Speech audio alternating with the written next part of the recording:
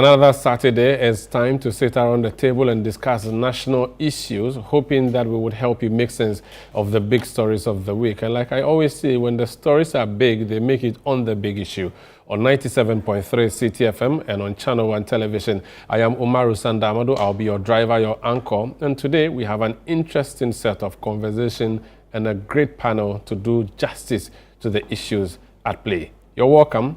I'll let you know how to join the conversation with your messages in a jiffy. You're welcome back. This is a big issue on 97.3 CTFM and on ChannelOne television. Let me know before I even tell you what the issues are, what your views are on the big issues we're going to discuss. 0543 986 996, 0543 986 996, or 020 444 7033, 0204 447-033. Send us your messages. If you are on Twitter, now known as X, mention my handle at Umaru Sanda or at City973. Do add the hashtag The Big Issue, and the world will hear what you think of the stories we are bringing you. This morning, there are three main issues we have on the agenda, and all of them would be of interest to you. Now, we'll be talking about something that has generated lots of debate and discussion. The government's proposal to rename the Kotoka International Airport to the Accra International Airport. Now, is that a political reason, a nationalistic reason, or petty behavior? These are all words that have been bandied about. We'll be asking that question of my panelists this morning. We also have something we'll talk about. The story is told of how a man went to Fernando Po, swallowed cocoa beans, came to Ghana after 3 days, went to this thing and did this thing, and then I don't know if it's a true story or not, but whatever you want to believe, cocoa has become one of our major brands. And today, this week, cocoa has been in the news. The cocoa farmer says the Randiabe-led cocoa board is not paying them their money. Why? We had something called syndicated loan. We simply take loans to pay cocoa farmers. We are like an off-taker. So how come there's a problem? So we'll be talking about cocoa on the discussion this morning. And then Atto is forcing. It's a refrain we heard from last year. It appears Atto is still forcing. Inflation hits 3.8%. Now people were saying that is just mere statistics. It is not reflecting in the pockets.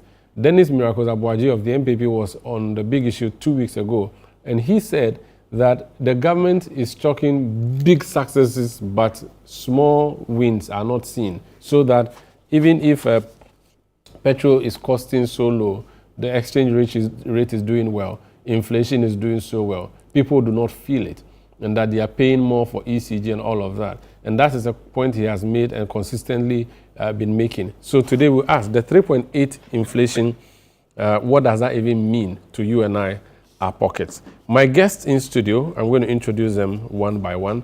To my left is the MPP Member of Parliament for Oforikrom in the Ashanti region, the Honorable Michael Edu. You're welcome. Thank you, Maru. How are you doing? Very well. How is Dr. Baumia and the MPP doing? We are doing great. We are in good moments. You are in good moments? Yes. You are part of the people's celebration. Oforikrom, how well did you do for Baumia, or you went Kennedy's way? No. We did Baumia. You did Baumia? Yes. What percentage? We maintained the votes that we had for him in 2023. Okay.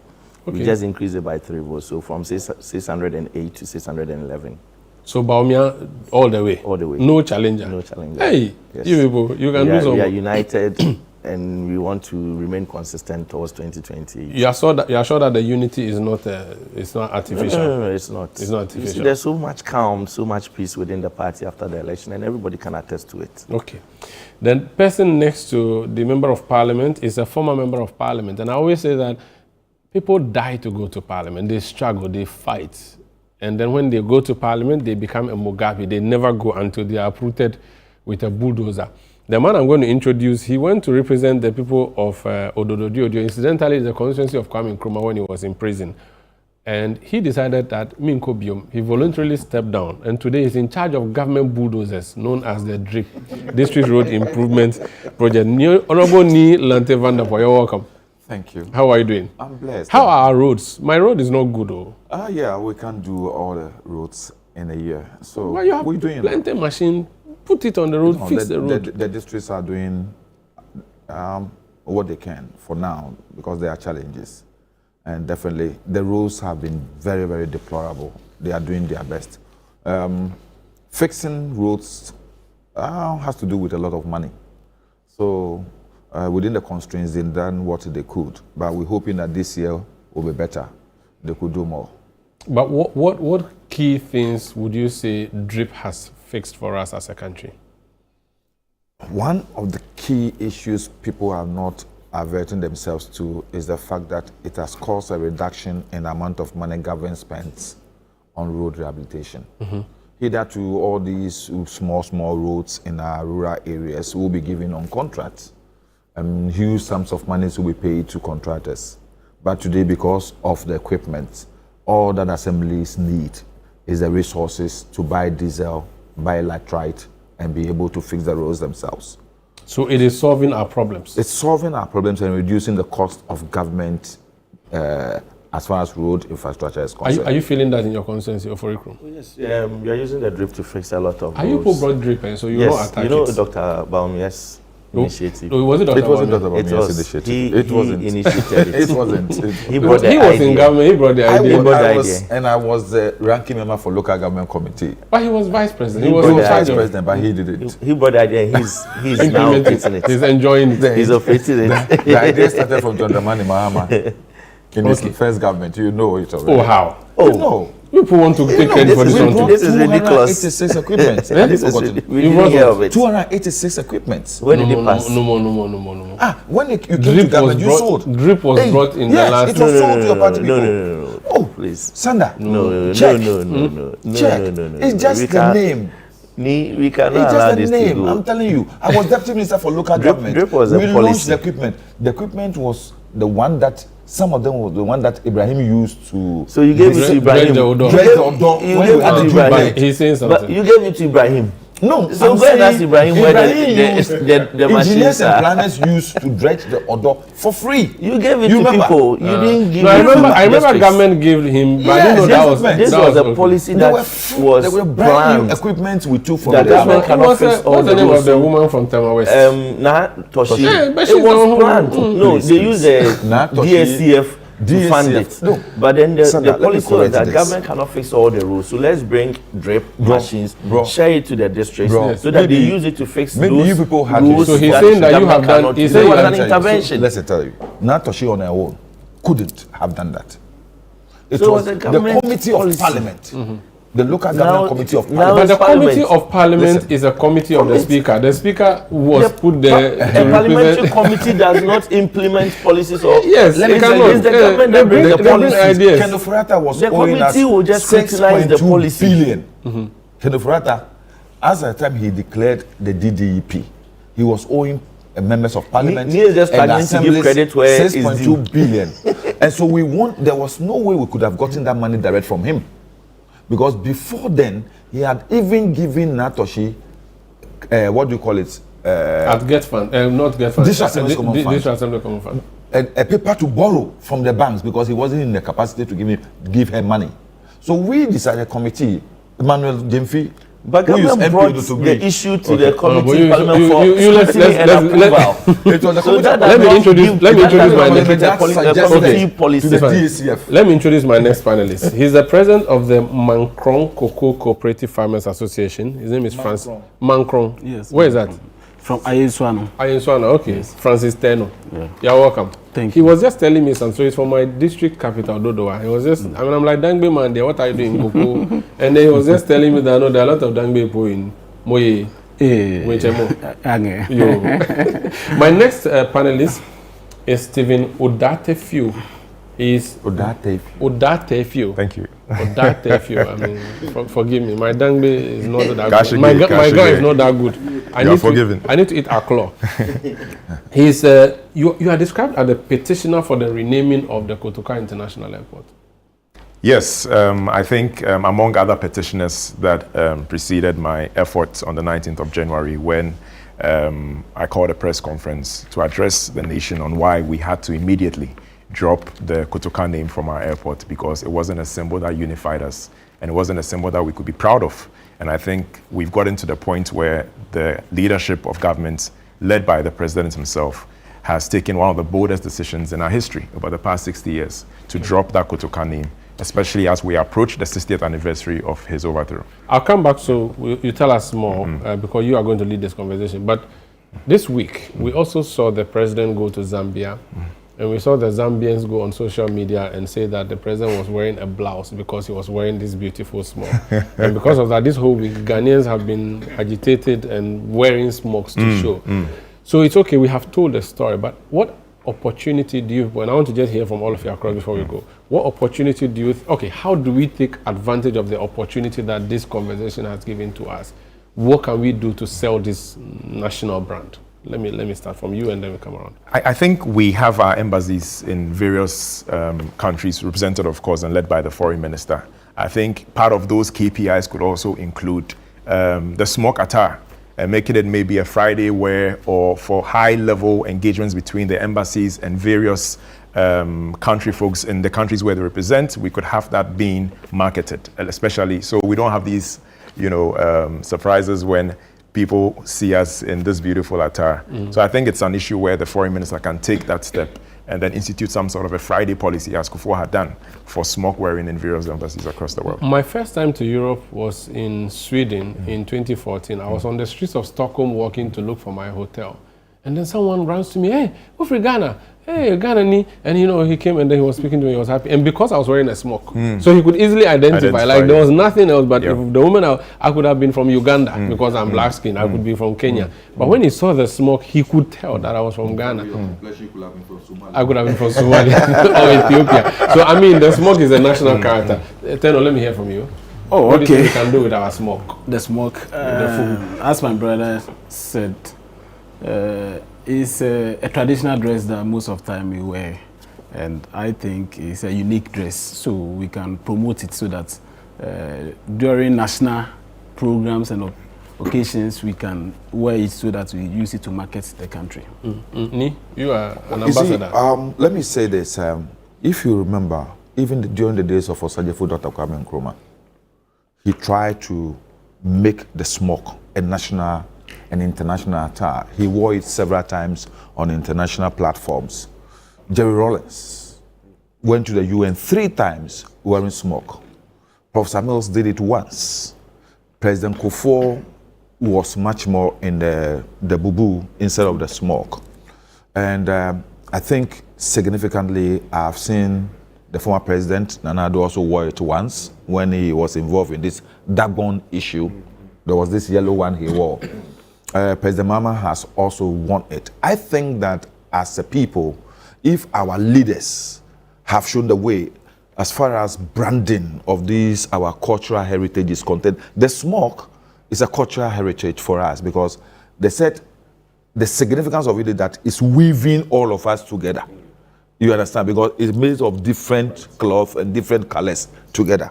So I think that, as my brother said, we should all make a conscious effort of dedicating or committing a particular day, event, celebration to smoke. When we do that, then we highlight the brand internationally. We can say that all our foreign missions, for example, on a particular, maybe the first Friday or the last Friday or the first Monday of the month, everybody at the mission, forest missions, trade centers must all wear that attire. I went to the Kennedy Center in the US and also the African Museum wearing smoke. Somebody was ready to give me $1,000. That time, because of the weather, I was wearing a long sleeve shirt under it. Somebody was ready to give me $1,000 to remove the smoke, to take the smoke. You understand? That is how people outside our jurisdiction cherish the cloth. So I think the controversy that came was good. It has rather enhanced, and I've seen a young man who said he is leading the campaign to make the smoke a national Friday wear. And I think me, all of a sudden, you know me already, I've never worn a suit before. Yeah, I've never worn a suit before. Maybe you have, but you rarely wear. The only time I wore a suit was the first time in Parliament when we were going to be sworn in on the 7th of January 2013. on the heave of. That's when I wore them. After that, I decided not to Why, wear you thought that you said Parliament, you have to wear suit? That is what I was told. Okay, then you discovered you can wear any other dress. So let's nationalize it. Let's give it a day. We already have Friday as a day of Africa. You see, the difficulty I have with this country is the fact that we introduce something nicely that we don't sustain it. You remember during President Kufuor's time, there was this idea when Friday where everybody, the ministries, how do we ensure that when such government policies are enacted, people respect it and people go by it? It's like, it gets to a time, but if you go to Senegal, you won't enter their parliament and see anybody wearing a suit. Everybody is in a bubu, three-piece, beautiful. They go to international occasions the same. Their athletes go to the Olympics the same. The last time, look at our footballers at the World Cup. Look at their appearance. Immaculate, with a smoke. Can we continue that way? And that will enhance the appeal for this. Okay. All that you know, when the foreigners come, they rather buy these things and take it out. Especially the Scandinavians. They like it. Yeah. Even though they come from very cold weather, they like it. Yeah. So, members of parliament, yes, especially, I want to come to him. Members of parliament, they because every day we watch them. Yeah. The international community watch them every day because parliamentary proceedings now is on air and online. So the speaker has done very well. Yeah. The speaker has changed his appearance as far as the speakership is concerned. He's always been wearing one attire or the other, one traditional. He wears his cloth. So I think we should look at it and make a conscious effort. Honorable, you are the member of parliament. What do you think? We can't enact a law and say everybody wears fugu. It could be a regulation. No, but that also becomes. It's I think we should make it voluntary, but make it appealing. That's what I think. Exactly. So that's why we instituted the Friday wear. You know, the Friday wear came without legislation, but then over time it has become a conscious thing. Yeah. That almost every Friday everybody is trying to wear a local fabric or one of our traditional attires to work so that it promotes the culture. So I do not think we need to legislate to get it there, but then we have to increase the marketing of our traditional outfits, especially those who produce them. If you know, the generation we are in now, they like nice things. So if you make it nice, you brand it well, it will get the market. Aisha Speed came to Ghana and went to Hamamat's village, the Shebata Museum, and look at the kind of branding she's done. Look at the attraction again. So even though on a regular, you might travel to the north and you see Shebata, and you might not think about it, but the branding that Hamamat has done will attract you to go and get from her. In the same vein, our smoke, our kente, our other African prints, it needs proper branding. And the dressmakers and tailors, once they are sewing very professional shirts, nice shirts, people will patronize, and you do not need to even institutionalize anything before people patronize. I, for instance, this whole week, I've been wearing African prints the whole week from Monday to Friday. If you check my parliamentary images, you see that I didn't wear any foreign shirt or suit this whole week. I was wearing African print throughout. So there are a lot of people now who are consciously pushing it, and I think that's what we need to support. I will encourage the various embassies to also promote the marketing of our traditional attires in the various countries that they are. Because you see, if you wear smock, if you've traveled outside the country in smock and in shirt, you realize that during winter, it's very convenient because of the weight of the smock. You feel the warmth when you are in it. And it's something that we can even promote to the outside world, the West and so on, so that during winter, people will wear it with maybe a warmer inside and go around the only problem I have with the smoke is when you put it in the luggage, it carries half of the load. That's the problem. So now and the kg is... That's the problem. Sandra, do you know the reason why I will advocate for a sort of regulation? in this country, when you want people to do things voluntarily, you don't get a result. Especially when legislators said every Friday, if you work in a government institution, if you work within a public space, you must wear a traditional attire. It becomes, you see, then it also will help in the marketing. It will help in the branding. But when you make it voluntary, people, when you are consciously determined to do it, people will not. Look, there is this Catholic priest. He now preaches in a traditional attire, preaches in kente. You know, the Anglicans, I've seen them now changing is it a sash they put around them? They embed it with a lot of traditional symbols. Yeah, Adinkra symbols. Adinkra symbols and all. These are the things we need to do to be able to... Look, how did Senegal achieve it? It's a legislation. You can't enter their state legislature without wearing that. But the problem is that if we say let's do African print, we'll end up wearing textile that is not produced from Ghana. So is it really African print? You know, there is difference between African print and traditional wear. Okay. People sometimes will miss it. Traditional wear, there are a lot.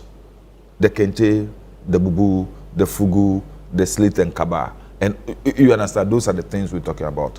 Not just any cloth, because it has those African perspective that we say African wear.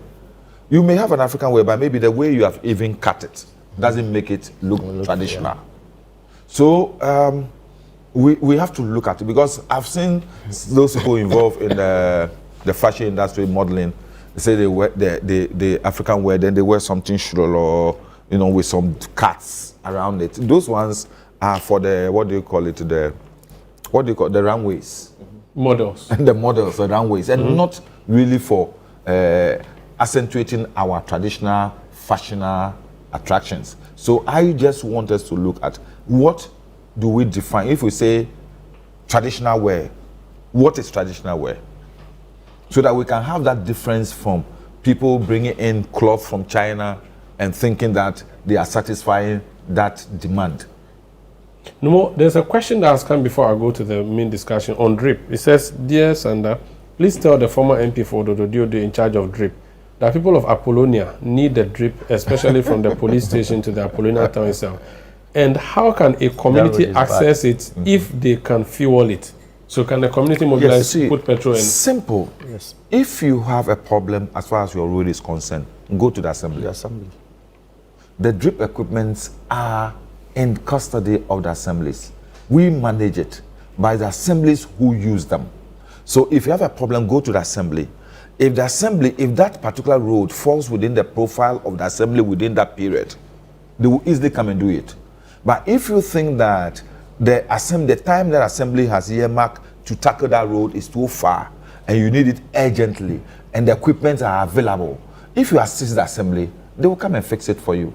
That's a procedure. Members of parliament are supporting the assemblies to fix roads. Okay. So please go to Joti and then go to Ponkatamanso.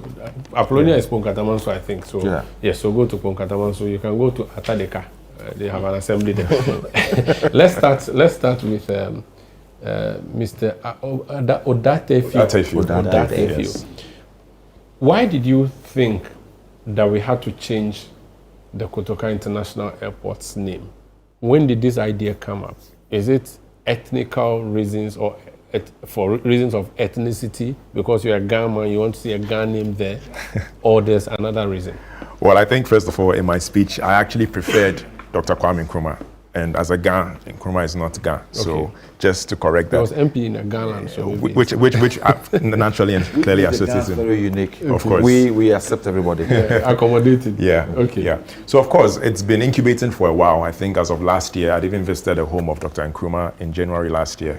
And I promised I was going to do something, but I didn't know what. I think the idea dawned where I'm a student of history. I have his books, I read it. And then in January, it dawned that, look, 24th February 2026, it's exactly 60 years since his overthrow. And the very person that overthrew him is the very individual whose name is at the front of our republic, where over 3.4 million passengers every single year, even before they step here, would have been familiarized with his name and would have mentioned his name. And I thought this was an injustice. It didn't really sit well within my conscience, and I felt there will be millions of Ghanaians who also would feel the same. And so I said the only way I could get the attention of the leadership, because I'm not as connected to be able to call and make these calls. And I also was looking at the issue of time and the efficacy of what I wanted to communicate. That will be to call a press conference and have the press do that job. And I think they've done a fantastic job. If there's anybody that deserves credit, it's the press and the president. So that's the spirit. So you sent a petition to who? Asking specifically for what? So the beauty of it is that I would now label my address as the grand petition, because within 2 weeks of actually making that press conference, the president took a decision. So while we were expecting to have the MPP primaries die down so we could present the petition, and then on the Tuesday, the president announced it through the majority leader. So your petition hadn't even reached the president? It hadn't reached it. But from what I had been informed, the cabinet had met over it. Okay. And there was an assurance that over the next few days, something was going to be done about it. I didn't believe it, but when it happened, I was like, what's the need for a petition then? Because the transport minister has heard that call, the president has heard that call, cabinet had met over it, and a decision was taken. I've heard from the Honorable Alexander Fenyo-Markin. He says that Evers don't have their names on national monuments. Kotoka is one of the few. And now the NDC wants to take away that from the Evers. Yeah. As someone who wanted that name change, what's your response? I think it's almost like saying the Ghans have never had a constitutional president, and so we better make sure we find one now. Or it's also the same as saying, what about the Frafres? What about the Gunjas? What about other ethnic groups that could also file the same complaint? And so it's not an issue of ethnicity. It's an issue of what unites us as a country. And I think even at the time when Dr. Nkrumah won the 56 elections, he was still very popular, even up to the point where he was overthrown. Because the whole idea of the overthrow was founded on deception. The soldiers who marched to lead that campaign to take over the Flagstaff House were informed that Nkrumah had run away with £8 million. And that there was an underground tunnel that had been dug for Russian troops to come into the country. And so they had to go and save the republic and prevent Dr. Nkrumah from returning. So the soldiers that led that coup were deceived into the thinking that they were actually doing something noble for the country. So it wasn't based on corruption. It wasn't based on ethnicity. It was just purely based on the fact that they were misled. And they took and did those instructions. That's how we got to the point where... So the sin of Kotoka would be what? The sin of Kotoka would be deception, number one, in staging that coup, because it wasn't founded on corruption. The soldiers were not told that there is an issue of corruption and so go and save the state. Nkrumah never ran away with $8 million.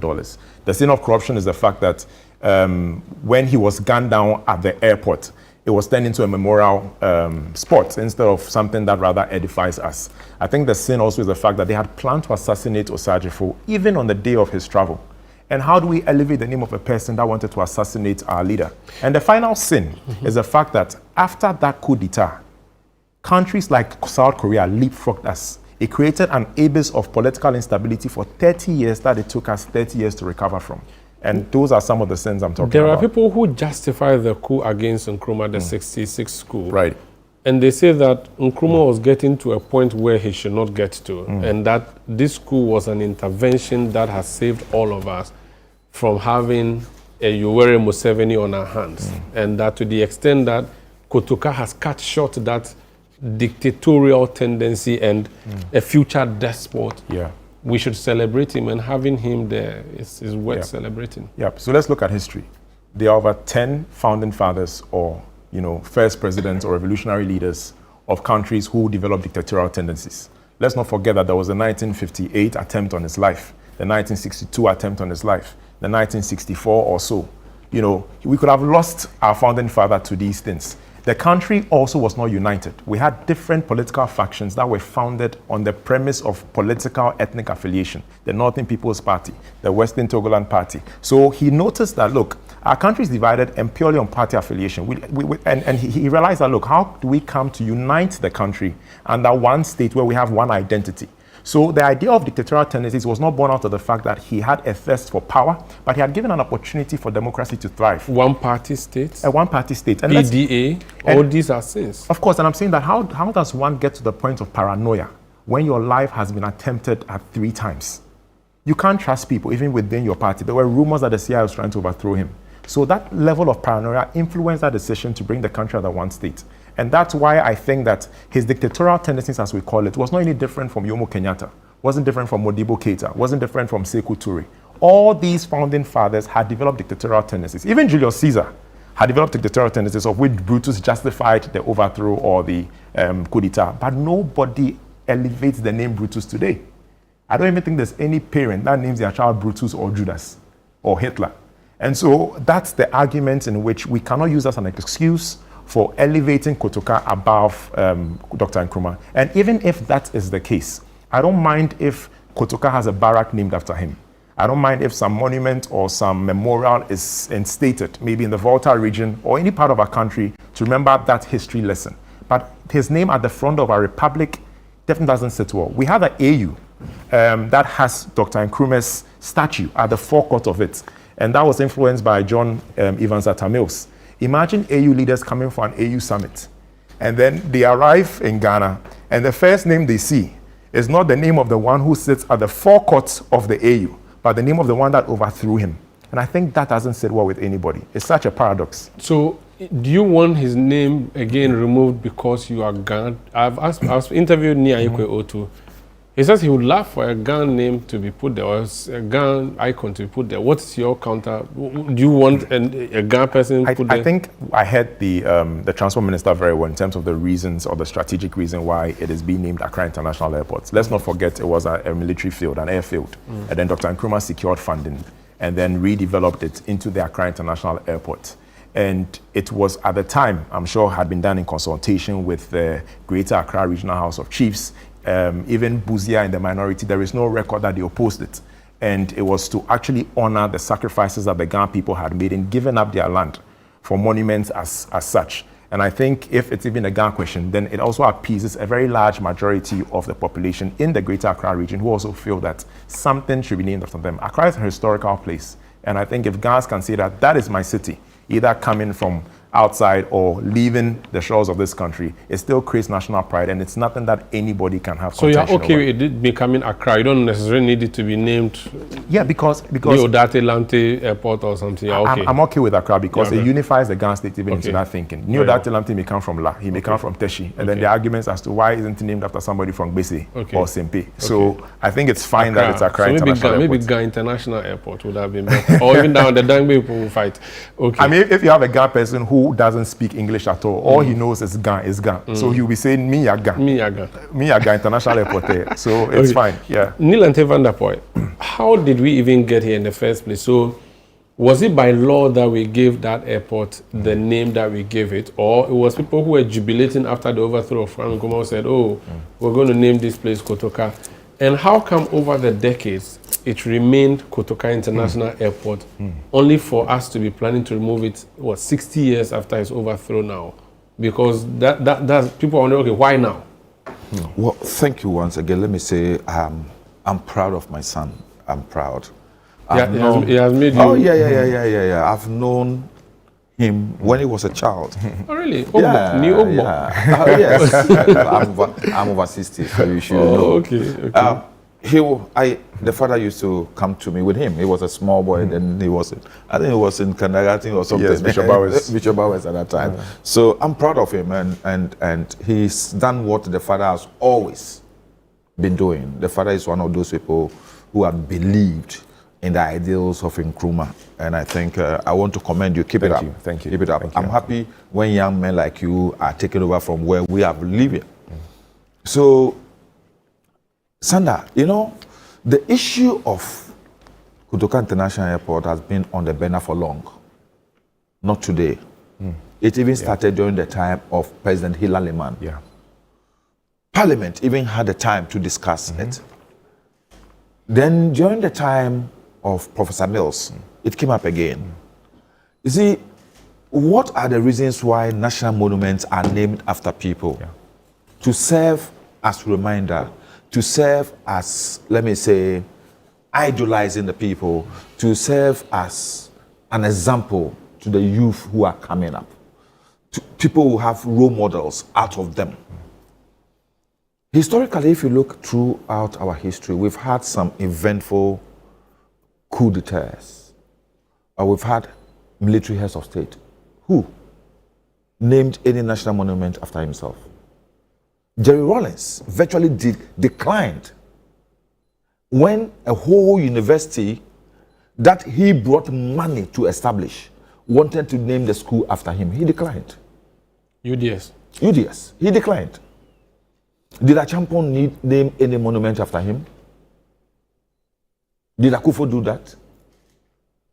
So we may say that those people are military dictators, but they were even conscious enough not to name national monuments after them. So why Kotoka? Not Kotoka as an individual, but a particular occurrence within our history which fractured our growth and led us to the path of confusion, and we didn't know what we were doing. Based upon the CIA's deception. This is a blot of our national history, and over the years, people have come to realize that it was a mistake that should have never happened. Two, we are talking about a situation where somebody who has been celebrated by the whole world as Africa's man of the millennium, that the whole US have named a portion of their African library after. And we are celebrating his overthrow by naming our most important national tourist monument after the man who overthrew him. Are we celebrating or reminding ourselves that here lies the man who removed the man who was going to be the dictator, who was going to be you see, Neil Date our Museveni? Neil Date has a very simple question, and I have been asked that question before. Somebody travels from Ethiopia after attending the AU meeting or conference or visit, and then he is on a flight. Then he gets and he hears the pilot says, we are descending to... The person knows he's coming to Accra. Mm-hmm. And then he hears we are descending to the Kotoka International Airport. He asks, who is Kotoka? And I tell him, the man who overthrew Osajefo Dr. Kwame Nkrumah. He'll do a U-turn. I'm telling you. I'm telling you. That is how awful the thing is. You ask a simple question of why not a gun? I don't believe in that. I think I want to see a consistency in branding. Throughout this country, we've not named any apart from the Ajiman Pempe, the first. It used to be Kumasi International Airport, and now Ajiman Pempe. I am so happy about that because Ajiman Pempe, historically, did what many Ghanaians couldn't do. Fought colonial oppression. Through that, he was captured and sent to Seychelles. You understand? So it's worth the name. It's worth it. But we changed the Tamale 1-2 to Tali, Yakubu Tali Airport. And your people came and they want to change it. Who was Yakubu Tali? When we allow politicians to conveniently change the name of monuments to suit their political aggrandizement, their capricious intents, it doesn't unify this country. You understand? That's what you see Yakubu Tali as. Yes. Look, for example, I was, just as my son is doing, I was really the man behind the name change from Ohinijan Sports Stadium to Accra Sports Stadium. You didn't like? Yes. Because go and ask. Ask those footballers and those national athletes around that time. The land on which the stadium is situated was given out by a family.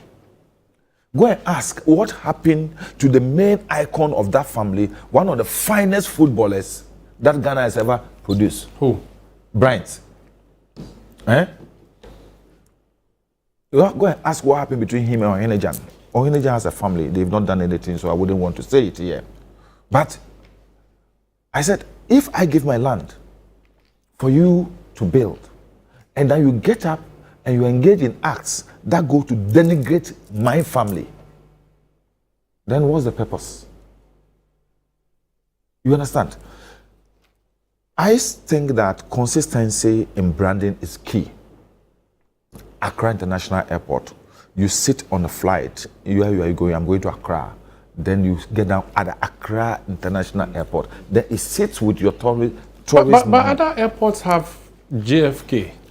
But we John F. Kennedy. But we also have Washington. Jomo Kenyatta. We also have Los Angeles. No, Washington is Dallas Airport. Then we have Dallas. Dallas is a name of a community.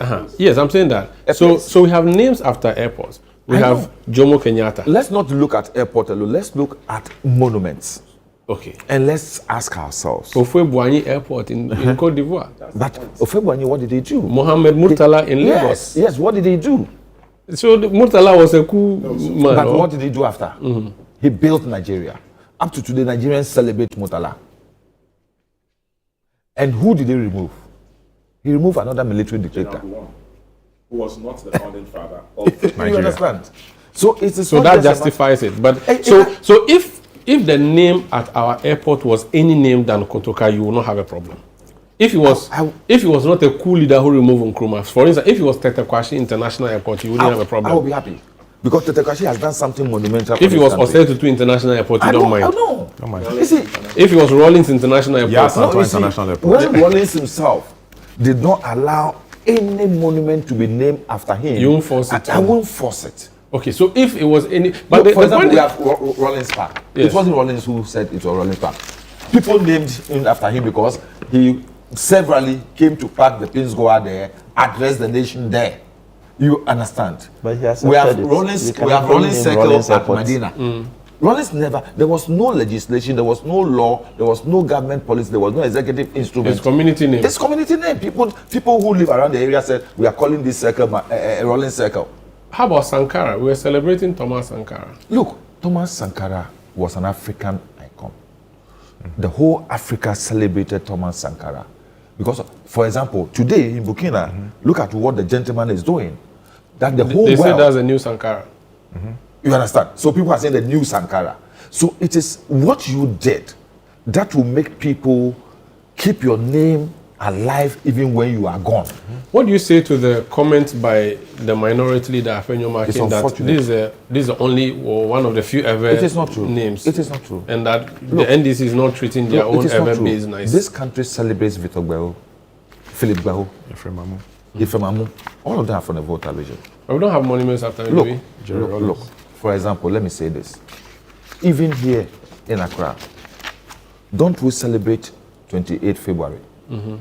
Who are the people involved? 3 Ghana names. Not 3 Ghana names. We have Udate Lamte, Corporal Tipo. Okay, yeah, that's true. You understand? And, so, yes. Sergeant Ajite. Sergeant Ajite. Yeah, so it is not about where you come from. That's why I was so offended when the minority leader said what he said. That it is not, nobody should tribalize this. We're talking about national unity. But he's saying that your party, you have your base in the Volta region. In Accra. And you should celebrate. I don't want to, what we are doing is not about NDC, it's not about MPP. It's about Ghana. It's about Ghana. Setting an example for the children tomorrow. When my child grows up and my child asks me, Daddy, who is Kotoka? Then I tell him, somebody who did a coup to overthrow the first president of this country. My child will look at me, am I correct? You understand? You see, the issue has to do with, there are so many monuments in Accra that have been named after people who are not Ghanaians. They are not Ghanaians. We've not complained about it. Have we? We haven't. Don't you have Dankwa Circle? Obechebi Circle. Don't you have Obechebi? Fine, it's a Ghana. Yeah. We don't have. We have so many others. Kwame Nkrumah Circle. To the extent that Kwame Nkrumah wasn't a Ghana, but was the first MP of Ghana. We are not fussy about those things. Okay. And no Ghana Manche or Gandangwe chief or opinion leader has really advocated for this. You mentioned Ayiku Otu. His was a reaction to what has happened. It may be a reaction to what Apenyo said. And he's not forcing. He's saying that he has no problem with Accra, but if he had his way, you could name. But it's not compulsory. It's not really demanding. Exactly what I'm saying here. Okay. You see, let me say this. You know, how will they sit with, for example, the people in Ashanti region? That somebody who has really committed, let me say, a sin against the state of Ashanti, then they have Kumasi Airport named after that person. It will be insulting. It will be insulting. Right. Let me bring in the person from Kumasi. Oforikrom is a Kumasi constituency, right? It's in the heart of Kumasi. KNUST. Oh, that's Oforikrom. Yes. Oh, nice. I don't know Kumasi well. I want to go and spend 1 week and know Kumasi. So if you enter KNUST, you are within Oforikrom. I see. Okay. This name change thing, do you as a party, as a bloc, oppose it, or it is your leader who is not happy with it? No, I think generally individuals have opinions about it. The party has not come out with a position. So I cannot sit here and say, as a party or as a bloc, we oppose. We've not come out with a position. But generally, individuals have their opinions about the name change. I personally think that there are bread and butter issues that we should concentrate on and not name changes. Are you sure? You were going to change Dombo University. You even wanted to name University of Ghana. So Dankwa, the same government who thinks you put a statue the same in government who thinks it is not important to change names. Yes. And because of that, reverse the names. They're saying they're going to change their name.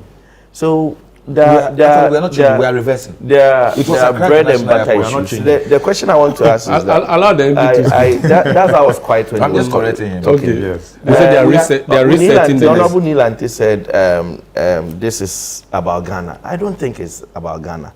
Clearly, it is their party wish that they want to satisfy. But they are not CPP. No, but the NDC now they've positioned themselves as Nkrumah. Okay. Even though they don't do anything Nkrumah. Oh, how? No. You see, the time immemorial they said they are Nkrumah, they are socialists, but I don't see the socialism part of them. Okay. Yeah, they are more capitalist than socialists. We are not socialists. They are just socialists on the outside, but they drive it and enjoy life. In action, they enjoy life. So, what are the issues? One breath, they are telling us that, the circumstances concerning some other coup d'etats are different. But then circumstances concerning Kotoka has to be looked critically, and because of that, a name should be changed.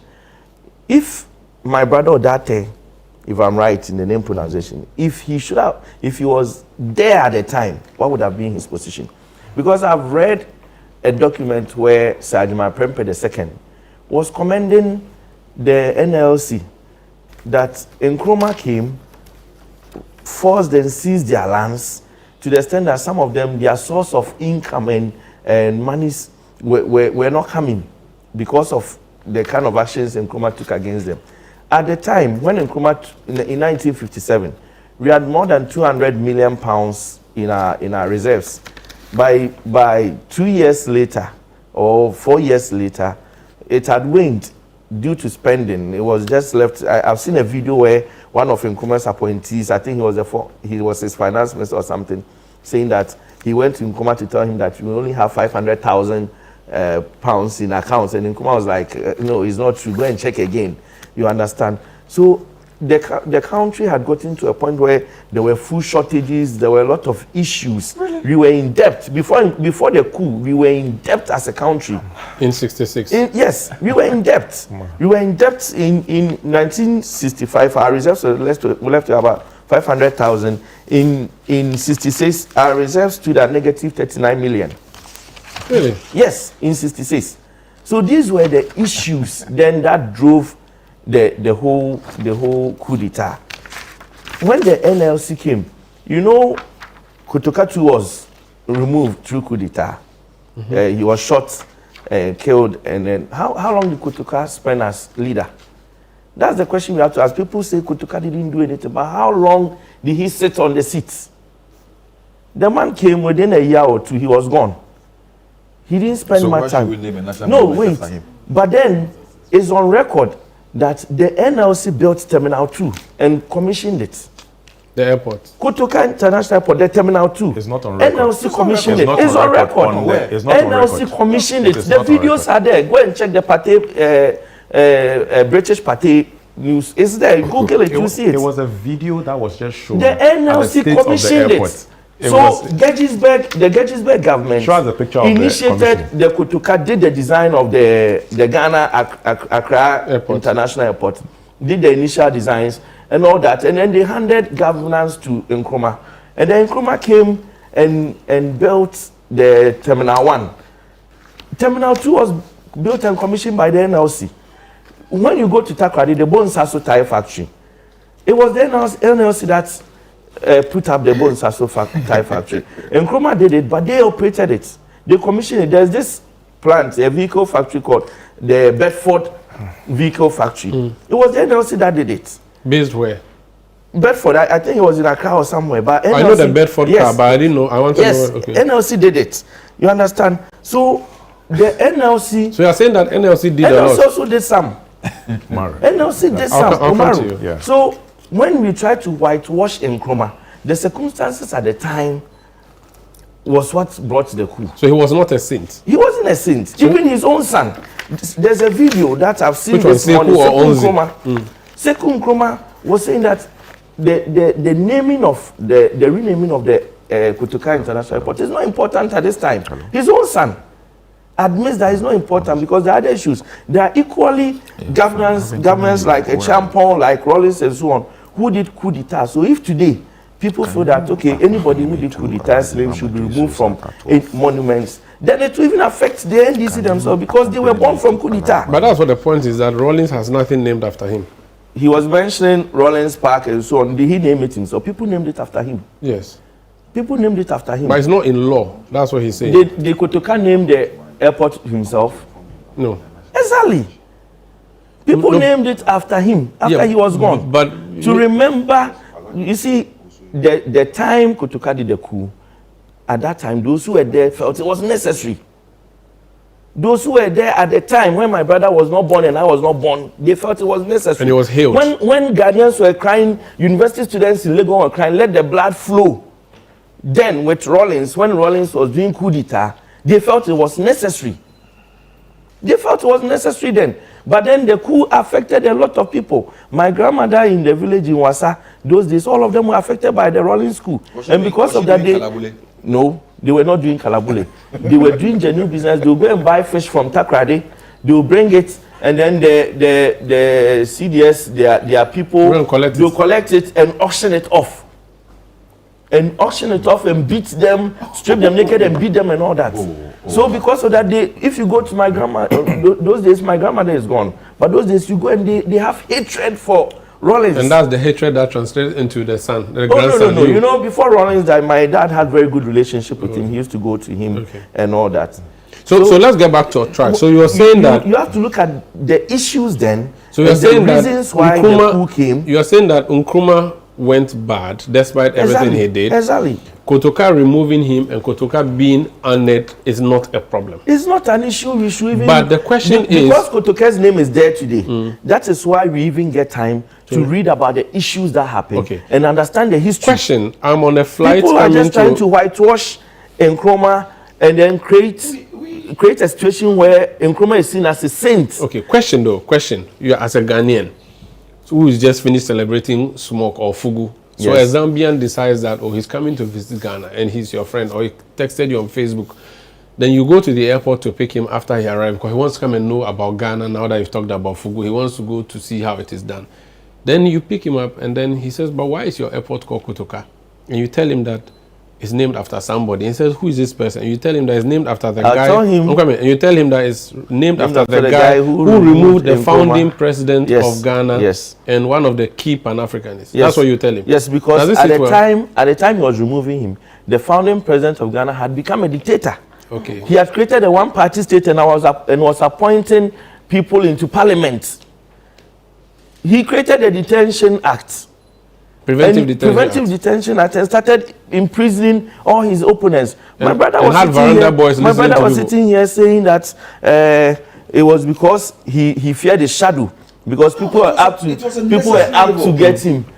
If every president, even John Mahama sitting there today, he will fear his shadow. Oh, please. That is why presidents come and sometimes they put somebody closer to them, to the Ministry of Defense and Interior. Please. Every politician, even a member of parliament, there are people working against you all the time. You can't do this. So, and because of that, you go and you set up laws to imprison your opponents. Is that why we are saying? Is that democracy? At the time, was it not justified? It wasn't. Because he was now building a nation, and the nation had to be rallied. He came through an election, then suddenly he wants to change everything. If they had allowed Nkrumah, but the people were stubborn. There are countries in Africa today that have dictators, and where are they now? When Mugabe was in Zimbabwe, what happened? You understand? When you allow people to sit on the seat for so long, a time, it gets to sit on the seat for so long. But someone who has been able to institutionalize a detention preventive act. One party. In 1964, in 1964, he banned all political parties.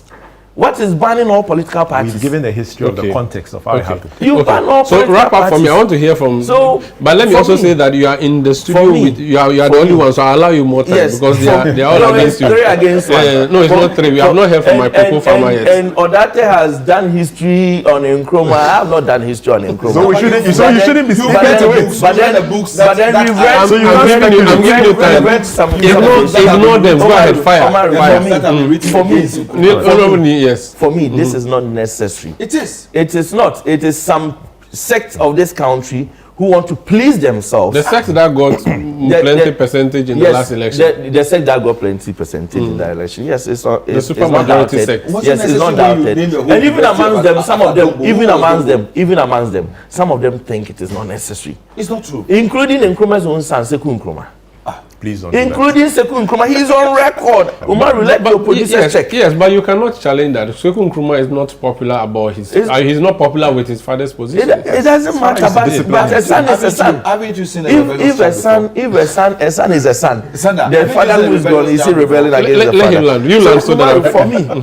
There are key issues in this country we need to focus on. Okay. Not changing of an airport. In any case, Neil Ante talks about consistency and branding. What is more consistent than leaving a name, a brand that is known worldwide? Everybody in this world knows Ghana's airport is called Kotoka. No. So when you go to change the name, that is not consistency, that is not branding. Okay. That is rebranding and your reset. Okay, that's fine. Let me, before I come back to you in studio, and Mr. Tenor, I have somebody there who I want to pick the thoughts for. Dr. George Domfe is an economist and a senior lecturer at the University of Ghana. Doc, can you hear me? Yes, I can hear you, my brother. I want us to we'll talk about the economy, but I wanted your comment on Kwame Nkrumah, Kotoka International Airport. You are the lecturer, so maybe, and you have academic freedom. Please speak to me. Lecturer in economics. Yes, but he's also. He's also they said the economy at the time, the Ghana's economy at the time warranted the coup d'etat that went against him. You are the numbers person. How bad was Ghana? Apart from the political side, economically, were things really bad? Why do you think people go and pull Nkrumah's statue just like people went to pull a Kufado's statue? Let's hear Dr. Domfe. Yes. Good morning to you and your panelists. I'm especially happy to meet my senior, Honorable Neil Ante. We are opposed of Bichim Presbyterian Secondary School. That's our school, and I always love to listen to him. When we were back at the days we were in school, we saw him as somebody, who was already in the limelight. It wasn't easy for someone to come all the way from Bichim to be where he is, and so, Honorable. Very good morning, sir. He came from Bichim. Thank you very much. Bichim Secondary School. Bichim Secondary School. Look, I will see you at the 60 years. You will be 60 years on 28th February. That is this month. You know his date of birth too. The school. We went okay. I'm talking about the school. We went to the same school. Wait, is it? Will be 60. The school will be 60. Okay, the school, Bichim or Bichim Presec. You have a Bichim. That's why I grew up. I grew up in Sunyai. So what are you? He's international. Please, no, continue. I mean, sorry, I didn't see that one coming. This history is interesting. Anyway, continue, please. Okay, so I'm a Bichim, I'm a Presec. If you go there today, it looks so nice. It's one of the Kwame Nkrumah's legacy. If we want to talk about the man, Nkrumah, is a man of many paths. And so the famous scholar Ali Mazrui described Kwame Nkrumah as the greatest African. But he also said he was a terrible Ghanaian, the greatest African, but a terrible Ghanaian. And that is where I want to pick my opinion from. Looking at Kwame Nkrumah, in fact, I feel proud. I have been roaming around the world, sometimes as a visiting scholar to some universities, and anywhere you go, Kwame Nkrumah's name is synonymous, with the name Ghana.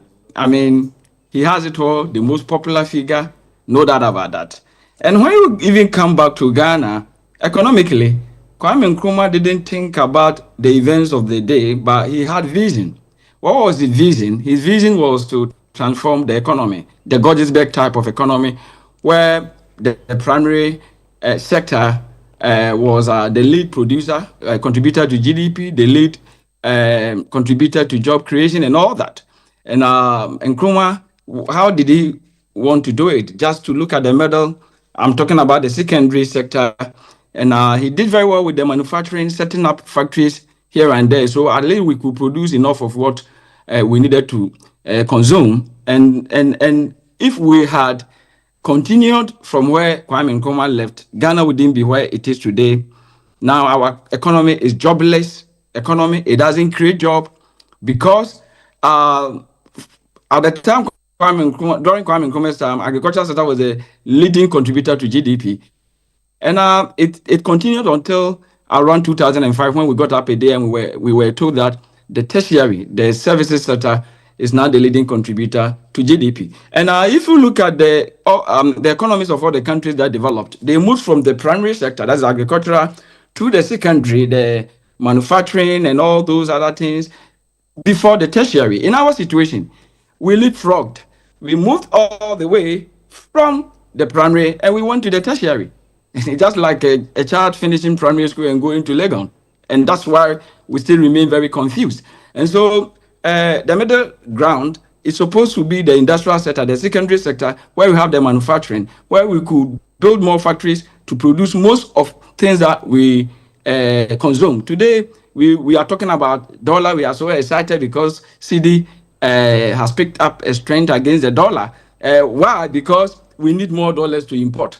And we have forgotten that when you import what people have produced in their countries, you are creating jobs for them. And that's why over the last 15 years that I have been with the tertiary, I have taught students, master's, PhD.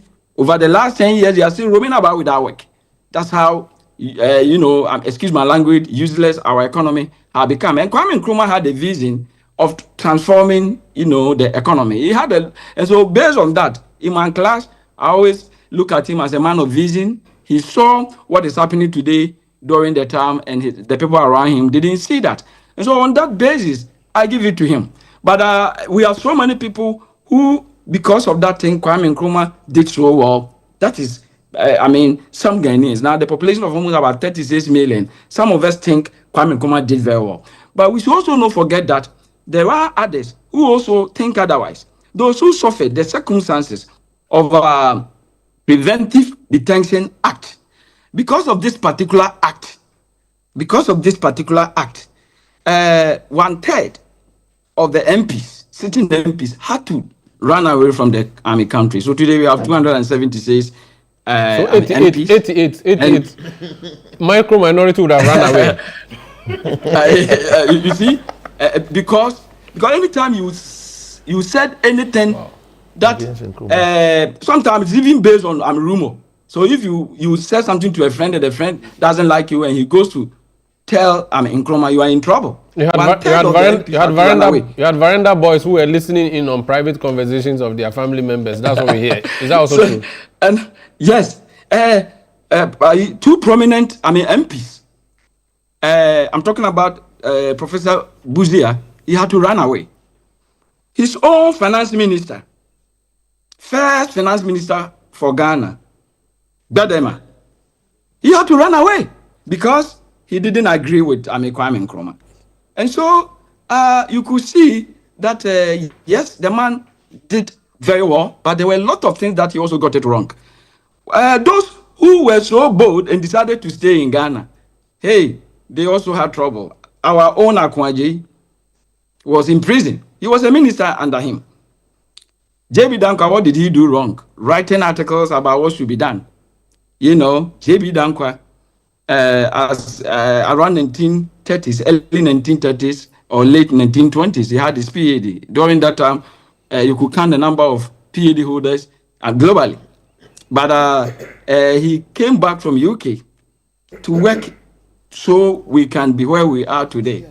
At the end of the day, this man died so painfully. And so today when we are talking, we shouldn't talk as if we don't have people who belong to that group.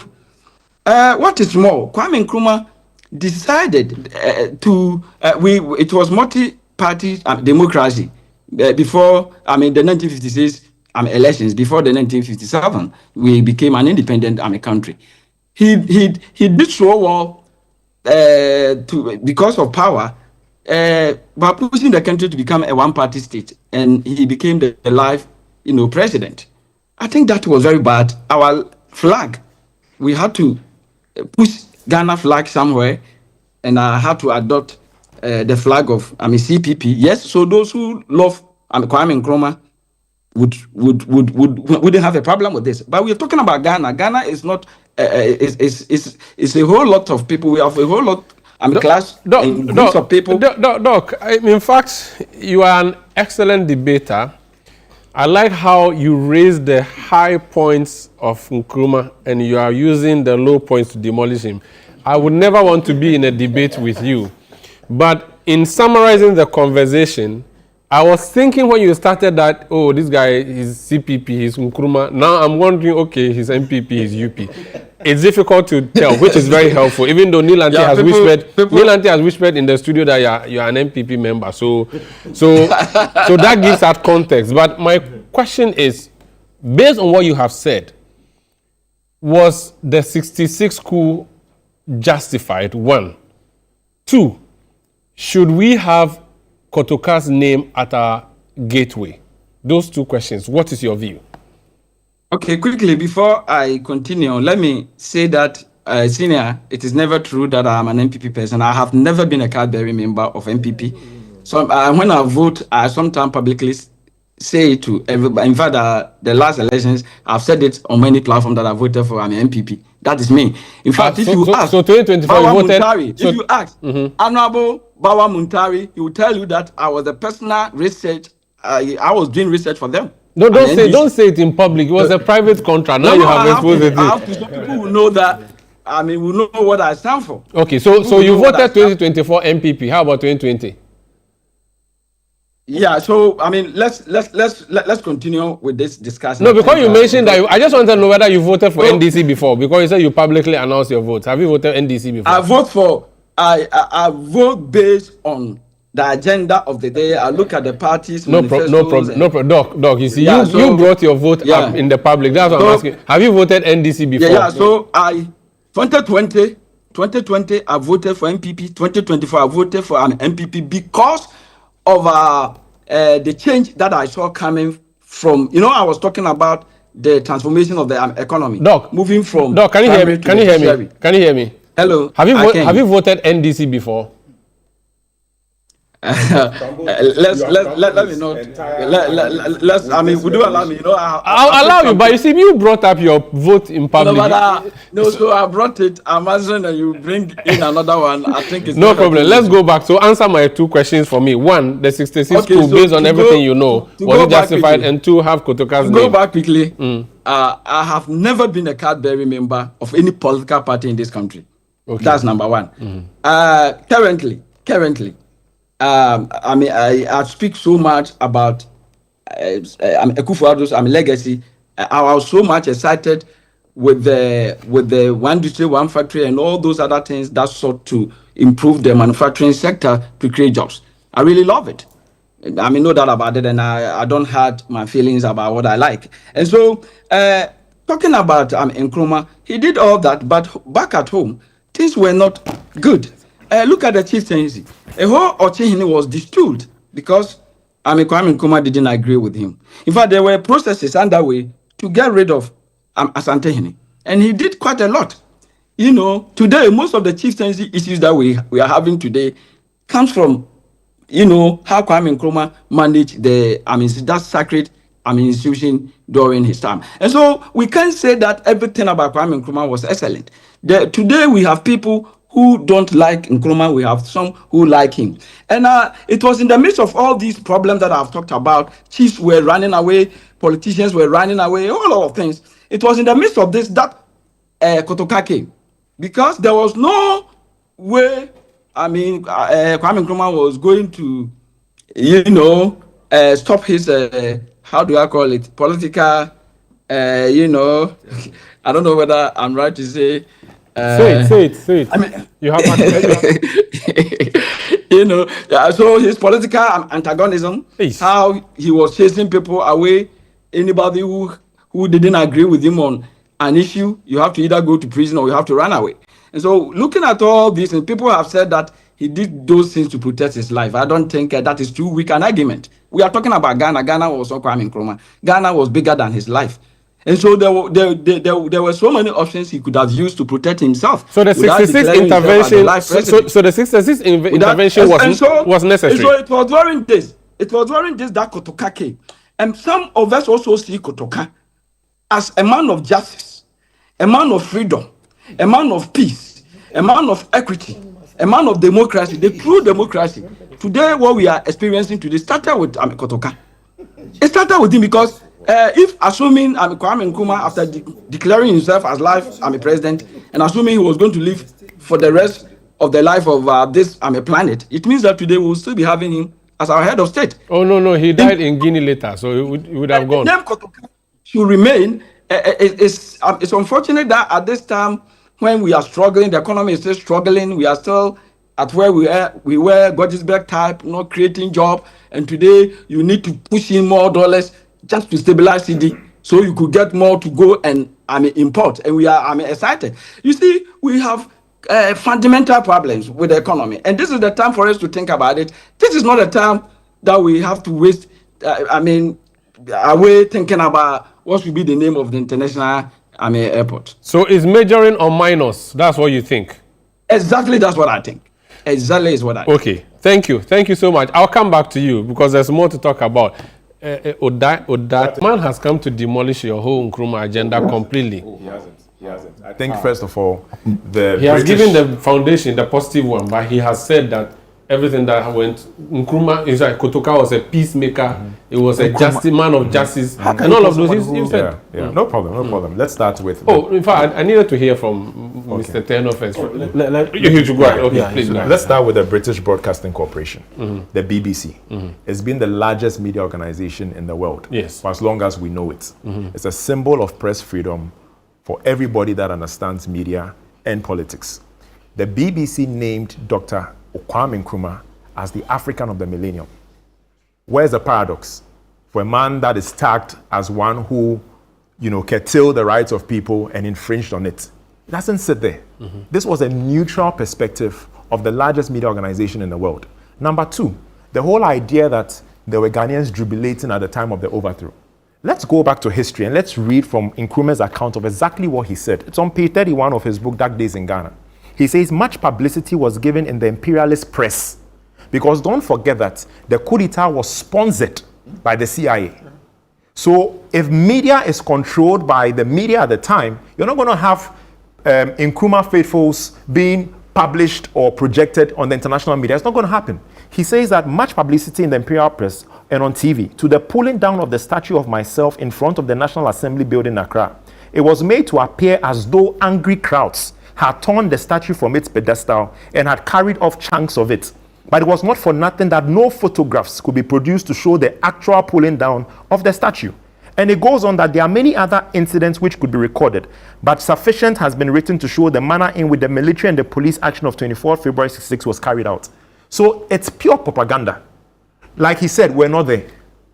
And for whatever had to be displayed was forward and inspired by the CIA to give a certain impression that Kwame Nkrumah's overthrow was popular. So let's sit within the annals of history. Somebody will come and say, Nkrumah wrote it himself. The Gallic achievements of Julius Caesar were written by Julius Caesar. Nobody disputes it till today. Now, Julius Caesar is a Shakespearean story, or? Yes, but the point I'm making is that his achievements that had him conquer Gaul, which made him popular and powerful, were written by Julius Caesar himself. So I also don't want to hear a counter argument that Nkrumah wrote this account to only make himself look good. And then we come to the issue of dictatorship. I think every country... Everybody was running away, according to Dr. Yeah, of course. So there are two kinds of dictators. There are visionary dictators and there are regular dictators. An individual like Paul Biya of Cameroon is not a visionary dictator. An individual like Paul Kagame is a visionary dictator. Ibrahim Traore, a visionary dictator. So Nkrumah is a visionary... Nkrumah was, of course, a visionary dictator. A nuclear reactor in 1958. Just think about it. Who thought about it? What's the whole idea of that particular enclave? So there's nothing like Nkrumah was a great African but a terrible Ghanaian. He was a great Ghanaian also. And we talk about the economic issues that may have influenced the overthrow. At the time when he was overthrown, yes, our macroeconomic indicators were not good. But it was the same for Nigeria. It was the same for Mali. It was the same for Guinea. And how do you expect our primary balance sheet and our current account balances to have been healthy when a lot of it was being invested to free other African countries? So it was an investment for the long term. The end had to justify the means. And today, because of Nkrumah, 7 African countries gained their freedom. It came at a cost to us. And which is why he's named the African of the Millennium at the forecourt of the AU. When President Mills gave that speech, which influenced the position of that statue at the forecourt of it, it was met with a standing ovation. Are there arguments about press freedoms being curtailed? Now let's talk about how Kotoka is actually the only... First of all, Kotoka was not a head of state. He was put in charge of the armed forces. Yeah. General Nkrumah was head of state. So if General Nkrumah's name was at the forecourt of the Republic, we could then have a proper debate. But this was the head of the armed forces of Ghana, being elevated to the position fronting our national gateway. At the time of his death, in 1969, when the NLC decree was passed, Kotoka's family was awarded 500,000 Ghana cedis. A new home was established for him in Accra. The one in his village was renovated. His kids were taken care of. Name one leader in our history that has had this amount of money allocated to them. When you forward it to current time value of money, it's $2.2 million. It's unprecedented that General E.K. Kotoka had the largest award. Given by who? Given by the state. Given by General Nkrumah and General FIFA. Because don't forget that the reason why his name was put at the forecourt of it was that they were angry that their friend had died at the forecourt of it. There was a counter-abortive coup, Operation Guitar Boy, where Lieutenant General Moses, upon Kotoka hearing rumors that they were going to take over the airport, because they had already taken over the Flagstaff House and Radio Gold. And the airport was an important gateway. GBC, you mean? GBC, yes. So there was an the airport was the final gateway that Lieutenant General Moses had been, was actually heading there to go and take over. Kotoka got the tip, headed there. Moses ambushed him, stabbed him 8 times, and shot him. And then Afrifa and Nkrumah were upset. They were sad. And then they turned the airport into a memorial center. That's all. So that's how the airport That's got how it was named. In addition to that, a statue was elevated. So think about it. The greatest African of the millennium had his statue pulled down. An individual with no record of transformational history. Only ruled for 1 year. He didn't even rule. Compared to Murtala, and let me just read something about Murtala Mohammed. He was there for 6 months. He was head of state. And these are the achievements of Murtala Mohammed. Murtala Mohammed of Nigeria. Of Nigeria, because we have Kotoka International Airport. And as a notice, Murtala did not overthrow Nnamdi Azikiwe. He overthrew General Gowon. Yes. The argument we are making is about the overthrow of a founding father, not coup d'etats. Okay. And a constitutional government. And a constitutional government. That is the premise. Now look at what Murtala did in 6 months. When you go to Nigeria, he's loved. Quickly. It says, number 1, civil service reforms, new states creation, capital relocation, foreign policy, anti-corruption efforts. Kotoka is not associated with any major developmental project in this country. Not at all. But he was going to defend the country when he went to prevent that coup against General Moses. So the point that at the time, as a leader of the armed forces, he was duty bound to protect the state, which was what he was going to do. So he died in duty. General Moses and other personnel wanted to overthrow that government. Yeah, but he had to protect the state, and he was going to do that, and that's when he was killed. So he was killed in action. So which is why the point I'm making is that then we should name the 500,000 airport after Kwashiga. Yeah, or the 500,000 Ghana cedis, which is equivalent to $2.2 million today, plus the statue at the forecourt of the Republic, which President Rawlings pulled down in October 2000. Is enough reward? It's enough. Okay. Let me hear from Francis. Okay. You sat in studio, you listened to the back and forth. Yes. I don't know what your view on this matter is. Oh, okay. First of all, I've learned something small about Nkrumah and why people are saying that he wants a unionized government or country. That's continent, actually. Yes, continent. And even the country, Ghana, he doesn't want any political party to exist. Why? Because as at that time, he was thinking that they have enough and they need a lot of specialists to manage certain factories and other industries that he has set up. So let's assume that we have an engineer who is very good that can manage one, but he belongs to other opposition party. And that party, that person will be working against your government instead of him bringing his idea on board. So Nkrumah was thinking that, okay, let's bring all the idea into one basket instead of we having opposition, like what we are having or we are experiencing today. So let's assume that we have a very good economist who belongs to maybe an MPP and NDC is in government, and we need that person's skills to be able to support the government to grow. But because he belongs to a different political party, he will never do that. He always criticizes the government and try to make the government look bad. And these are some of the things that Nkrumah saw, and he was thinking that no, having those political parties, that doesn't add anything to the growth of the country. It's better we bring all of them together. And this is where other people also thought it was, they don't believe in that. So for you, what he did was preemptive protection, and yes, it's proper? Yes, I think it's proper. I think... So in your mind, Kotoka's name should not be at our airport? Yeah, I think Accra is okay. Accra? Yes, Accra is okay. Okay. You see, Sandra, Unless you'll have the last bite. let me say this here. No, I must conclude. So you have to conclude it. Yes. But you conclude You it. brought me here for that. A lot of misinformation Yes. have been propagated against Osajefo Dr. Kwame Nkrumah. Don't forget that the people who sponsored the coup against him saw his vision beyond the levels of the contemporary times at the time. They saw it. They saw that this, if we allow this guy, don't forget that colonialists were never happy giving us our self-governance. They were never happy. And Nkrumah's vision was towards an Africa unity and a United States of Africa. Nkrumah was moving towards making sure that all countries within the south of the Sahara and even down South Africa were going to have their independence. He was ready to support them, and so he even advanced the setting up of the Africa Brigade Corps, for them to propagate the message of self-governance. That is what led to having people like Oliver Tambo, Julius Nyerere, and all the rest coming up together. He even created a situation where all these freedom fighters across Africa could even come to Ghana, stay in Ghana, get their orientation well, so that they could go back and fight. So it wasn't something about just Ghana. He believed in the union of Africa. He believed in African unity. I guess that's why Mazuri said that he's a man of Africa, but not a man of Ghana. You see, the man of Ghana issue, that is where a lot of, look, who didn't hear about the sort of mystic propaganda about Nkrumah? That Nkrumah had even Kankanyami in the castle, in the Flagstaff house, that made him vanish when he was... Look, so many things were said about him. Nilanten, about the change, the cost of the rebranding. Have we considered that? How much is the bill?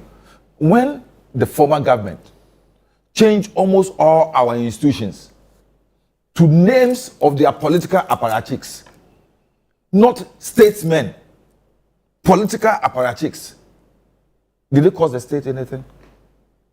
Okay. Did it? Okay. Is it? We should not. What we are doing today is not a narrow-mindedness of satisfying a political desire. Okay. It's not a myopic, let me say, capricious act This is a national thing that we are doing. That is why even members of the opposition, like Nkrumah and the rest, Agree. support it. Honorable, if it comes to the House floor, would you vote for or against the renaming? Whether you voted against or not, it will not make any impact. I don't think my vote, that's what I was come to say, I don't think my vote will make any impact. No, but it will be for the record. It won't make any That impact. the member for Ofurikro The point is, opposed even or in the agreed. chamber, there are a lot of things, whether we vote or not. No, I know how insignificant you are, but I want to now we don't person. even do personal vote. It's voice vote. Yes, what I'm saying is that. And when we do voice vote, our vote is always insignificant. so that is. But at not least even for the an issue record, for- you would But have. looking at That is the not even influence an of issue for for Nkrumah now in their attention. front bench and Afenyomark, and I know Please, majority of them will vote for us. Please, front That bench is is not not an issue open for contention. But Yes. Umaru, In a minute, please, wrap up for me. Umaru, my question is, Umaru, if today a government leaves you, let's say, $200 billion as president, Umaru the president, how many factories can you build? You'll be able to build so many factories. You'll be able to do the things that Nkrumah But did. someone could misuse that too. Someone could misuse it, but then So the fact that I built is- I should be celebrated. largely you'll be able to do a lot of things. If you want to. The same way the Gettysburg government left Nkrumah about £200 million then, and a lot of plans and so on. They had virtually planned Ghana. In fact, if you look at history, the Akosombo Dam and most of these things, they had put it on paper, planned all these things. Nkrumah came, implemented No, which them. book did you read? Nkrumah came to implement all these Abibu things. Sani. Which book did you Nkrumah read? came to implement all these things. They are there. It's not true. They are there. Yeah. So if you have Please all let him these, lunch. all these monies and you come and you start to initiate them here and there, and then eventually, by the time you are leaving, you leave a debt of about 39 million in negatives. Then you see the only reason why we are all saying what we say about Nkrumah is because he was our first president. And we think that it is good to eulogize him and put him in that pedestal. But not make him look white. But no, when the moment you start to initiate these things and try to whitewash history, then people will now start to dig and bring some of his negatives. Okay. And that is not what we should do. Very well. Okay. We shouldn't even call for these kind of conversations so that people start to dig his negatives. Then the outside world will now start to see, oh, okay, he got to a point where he was a tyrant against media, against his political opponents and all these things. Very well. We need to wrap up. Stephen, you came here, so I'll give you 2 minutes to wrap up, then we can move Can I on. make one point just before? I I beg beg you. Moro, You I see- use 1 minute and now they Yes, have to Michael, use 2 Michael. minutes. They are not countering you. Let me give- After all the comments they've countering you. made. He's a senior broadcaster. If I don't give you the Michael, chance, let me say this. you here. collect my Look, license. the Preventive Detention Act was a necessary evil Oh, really? to maintain the stability of this country. Really? I'm being frank with you. Wow. In Dictatorial situations, democracy. look, Wow. which head So of state? the same way No, Michael, Kotoka school was a necessary evil at the same which time. head of state, after 3 attempts, do you know there were bomb throw-ins?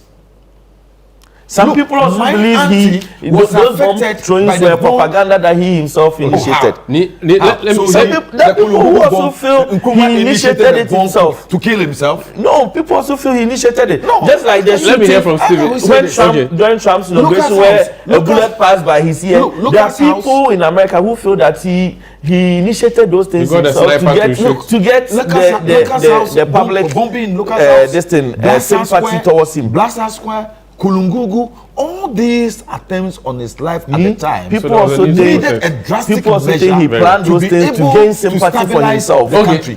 let me hear from Stephen to conclude. Yes, so I just have 5 points. Hey, I that's want a lot. Yes, no, it's Give me very 3. brief. To be honest, you give Yes, him that's 10 very minutes. brief. Omar, this is so important. Yes. We've heard our arguments about how does it increase revenues at the airport and all that. I think the first thing is that the moving this argument of the goalpost is we are basically moving it from right or wrong to the question of profitable or not profitable. This is a moral issue. This is a reputational policy, not a sales promo. So we can't be sitting there talking about how does it increase revenues when it's not going to reduce revenues. That's number one. Okay. Number 2 also is the fact that Kotoka's or the NLC's time or the time that they spent after the overthrow, it took them 3 years to return the country to civilian rule.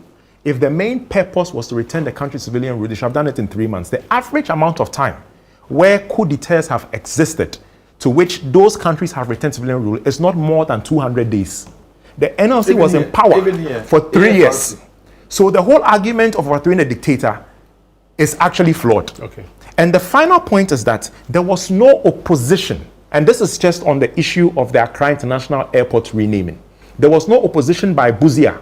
And I would dare anybody anywhere to show evidence that Buzia opposed the name Accra International Airport. If he didn't, then every member of the opposition, every member in power, should agree that this is the right name to be because it's so sensitive. Okay. So on this concluding statement, it says it was fortuitous news that the most dangerous man in Africa had to be removed. That was the CIA statement about Dr. Kwame Nkrumah. And if that statement was made and Kotoka was the emblem or the symbol to make that happen, you cannot have his name elevated at the front door of Ghana's Republic. It must be Accra International Airport or at best, Kwame Nkrumah International Airport. Thank you. This is the big issue on Channel One Television and on 97.3 City FM. We'll be back to talk about cocoa. You're welcome. This face-to-face on Channel One Television. We've just finished discussing Kwame Nkrumah, one of the national symbols of Ghana. Which show did I mention? Forgive me. The mind is playing tricks with me. So this is the big issue on Saturday morning on 97.3 City FM and on Channel One Television. My director, the former broadcaster who ran away to become a politician, just corrected me for getting the name of my show wrong. So we finished talking about Kwame Nkrumah, one of the national symbols of Ghana. Let's talk about another national symbol, cocoa. And this week, cocoa farmers have been in the news. The cocoa board CEO has been in the news. There appears to be a problem paying cocoa farmers. So we have in studio a cocoa farmer. Is it fair to call you a cocoa farmer or a cocoa buyer? I'm a cocoa farmer. Good. What is the problem from farmers, cocoa farmers, for this particular season? Okay, thank you. And let me extend my warm greetings to all cocoa farmers in Ghana, especially the president of Ghana Cocoa Cooperative, Mr. Isaka. What we are currently experiencing in the cocoa sector is that when you send your cocoa to the LBCs, the license buying company, they will tell you there is no money. So for about almost 2 months now, most of our farmers have sent out their cocoa to the LBCs and they have not received anything up to now. So the procedure is, if you're a cocoa farmer, you harvest, you sell it to the license buyer. Yes, you sell it to a license buyer. And they will pay you cash. They will pay you cash and take the cocoa. So that has the plan. That has the plan. But this time around, it's not working that way. It's not working. You see, cocoa is being purchased by Cocoa Board. And Cocoa Board has been bringing the seed fund for cocoa purchase. So he gave the seed fund to all LBCs in Ghana to patronize the beans and later sell it to him and balance their books. So this started with the syndicated loan. So Cocoa Board will go for the syndicated loan. They will disburse it to LBCs. LBCs will take it to their various points, buy the cocoa, deliver it to Cocoa Board, and as I said, they will balance. But since 2022-2023 season, Cocoa Board went for a syndicated loan. By the close of the season, per their books, they couldn't settle the debt that they took from the markets. Then those costs were transferred to the following year, 2023 season to 2024 season. The same thing occurred, and around that period, always the money is supposed to come before the beginning of the season. But we received the money in January when we are about to enter light crop, because the major season normally starts from October, November, December. So when you are getting the money in January, what are you going to buy with? Because at that time, you are entering into the light crop. And the beans that will be produced during that period will not be more than 20% of the entire volume. So this thing affect us in the second year. So in the third year, when they went to the market, they couldn't get any money at all. So they came and were saying that... So this is 2024, 2025? Yes. So they came and they said they have a plan B. And the plan B is that the off-takers, that is the chocolate producing companies, will bring money in advance to LBCs that supply them cocoa. So instead of going to the consortium of banks to take the loan, they have been blacklisted because you have taken it for twice. So the third year they blacklisted Ghana, so you can't go for that loan anymore. So they went and didn't get the money, so they have to find a way to buy it. And as at that time, so you see the economy was very bad. Government cannot raise money. And the money that we use to buy cocoa is so huge to the extent that it's not even easy to get those funds locally. Because even when we have money in the system, you might be having money in the bank, you go and the bank will not even get the money for you. Sometimes you need to make certain arrangement with them 3-4 days before you get the bulk cash. So if you want to depend on the local banks to buy cocoa in Ghana, I think that will not work. So they started at 60-40 thing. So it means the off-taker will bring 60% of the money of the volume of cocoa that he wanted to buy. Then he will give the money to Cocoa Board. Then Cocoa Board will give the money to the LBCs that will be buying for that company. So when you buy and send it to Cocoa Board, when Cocoa Board delivers it to them, then they pay the remaining 40%. Okay. So that was what we did in 2024-2025 season. 2025 season to 2026 season, that is where we are now. They are using the same procedure, thinking that for now they are even increasing it to 80-20. So that the off-takers will bring 80% of the money. Upfront? Oh, yes, upfront. So that when we finish buying it and we deliver to Cocoa Board and they get it, they pay the rest 20%. But what is happening now is, as at December, a lot of these off-takers started to hit the volumes that they need. So some even stopped taking volumes from LBCs. So when you buy, because you don't have any off-taker, you have to give the beans to Cocoa Board. And Cocoa Board is also saying that they don't have any funds sitting there, because they didn't get a syndicated loan. So when you bring your produce to them from the farmers, they have to keep it till they get a buyer. At this same point, the price on the world market too has started decreasing seriously. So now Cocoa Board is buying cocoa beans from you on credit? On credit.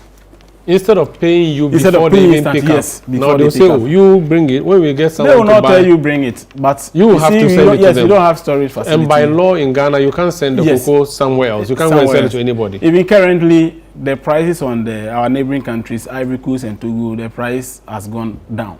Okay. So Ghana. So there's no point taking it. There's nothing will motivate you to take it there. So there's a cocoa glut. Is that what it means? We have a cocoa glut. Yes. So you can't buy cocoa from Ghana 3,600 and send it to Togo or Ivory Coast and sell it around 2,000. Nobody will do that business. So nobody is interested in this smuggling. So smuggling is not happening. Last year, you'll be hearing smuggling. This year, you're not hearing any smuggling. You are compelled to give to Cocoa Board. The current price on the world market is about 2,600, 2,800. And how much is Cocoa Board taking? And Cocoa Board is buying from farmers 3,628. And if you look at the margin, it's so huge. That is one. Two, there are a lot of costs in the value chain. The LBCs take their margin, and Cocoa Board has to pay the margin. CMC, the storage, they have to pay haulage. All these units and departments within the Cocoa Board value chain, Research Institute, CHED, Cocoa Health Extension Division, all these people have to take their money through this 2,600, 2,800 price on the world market. And what government is trying to do is that they are also trying to keep the price because they don't want to reduce the price, because we don't have any history backing it. That's when prices goes down, we reduce the price. So looking at where we are now, the best thing to do is to reduce the price in our local market so that farmers will receive less than what they are receiving now. But this is a case that government doesn't have the will to do that, because they think they bought the cocoa already in that high price. And you can't go and tell the farmer that bring the balance. Nobody will be ready to do that. And they also think that if they reduce the price now, the opposition party will take them on. And for that matter, they are not ready to reduce the price. And they are accumulating the debts, because this is coming as a cost, a huge cost. Because if the cocoa price did not appreciate within this short time, it means that governments have to be forced, because a lot of off-takers have moved from Ghana. Because they said our beans are expensive. And for that matter, they are not ready to buy from Ghana. So when you go to CMC, all their storage facilities are full. Because nobody is taking the cocoa, nobody is buying. And once they are not buying, it means there will be no money.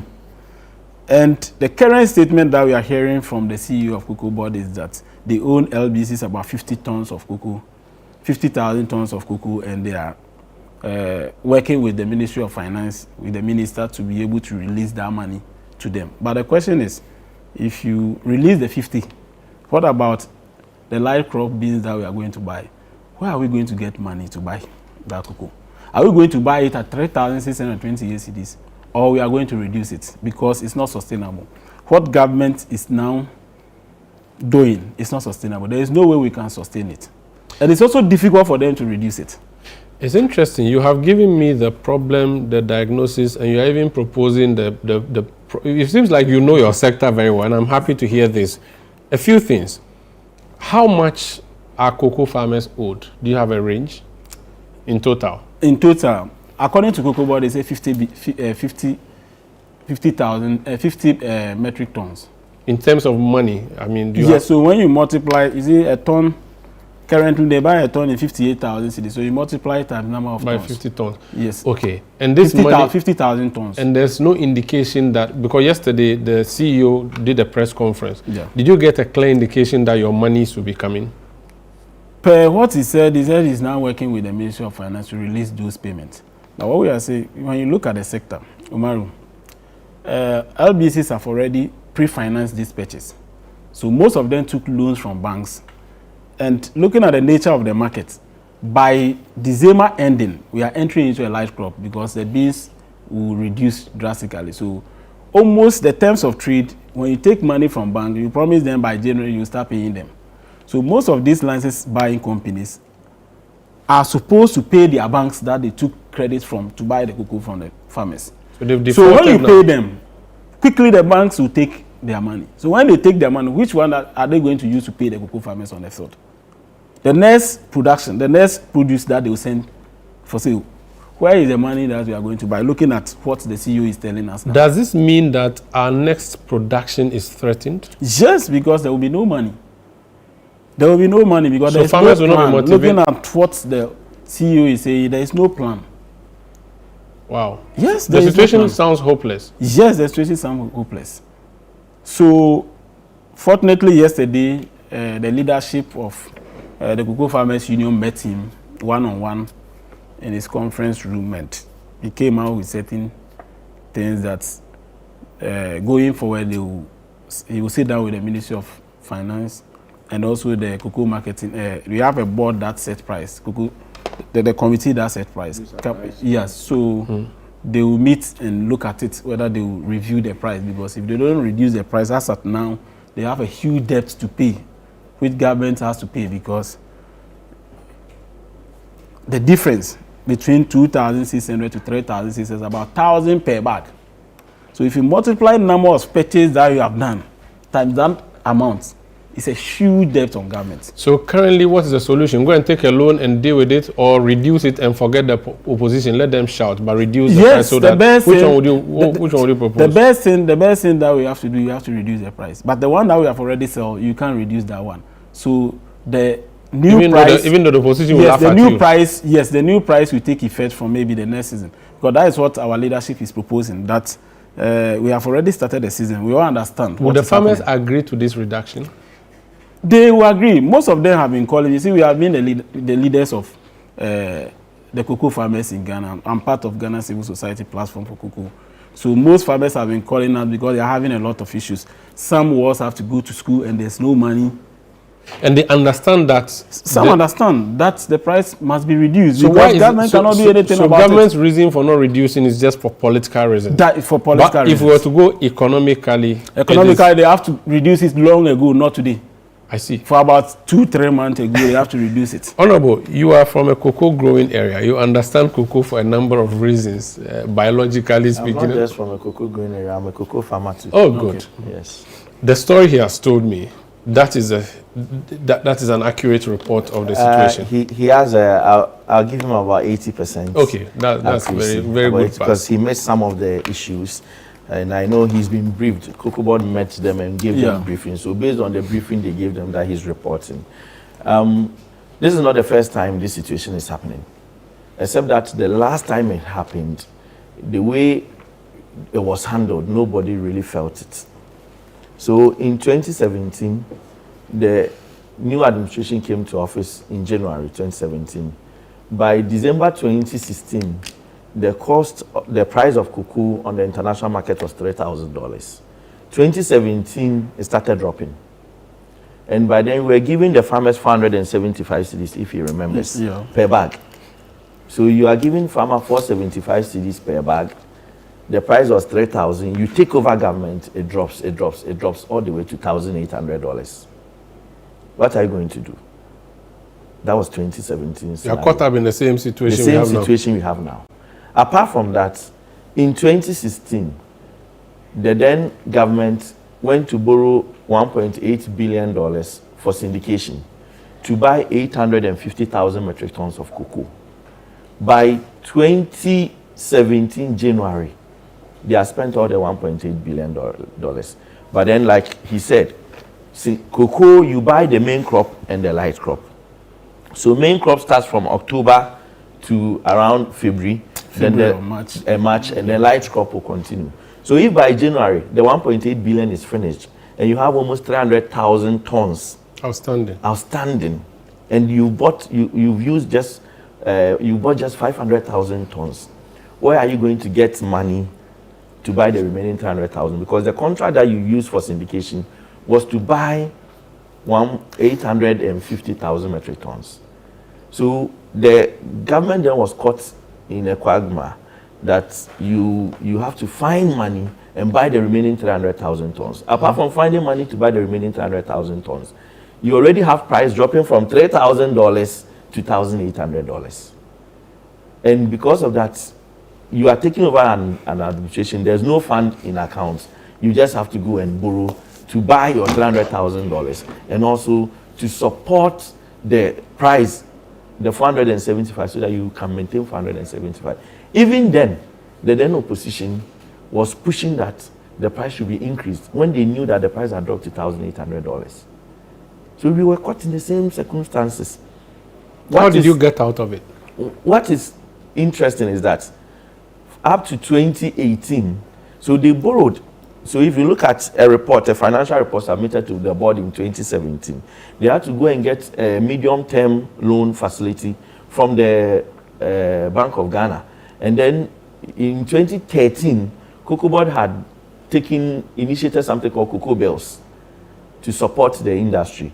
So, and that Cocoa Bills had been structured for almost 10 years. Generated. Yes. So what they did was to initiate another Cocoa Bill to raise funds to support the industry till a point, because cocoa is a seasonal crop, and as the supply increases or demand increases, price volatility, prices can move up and down.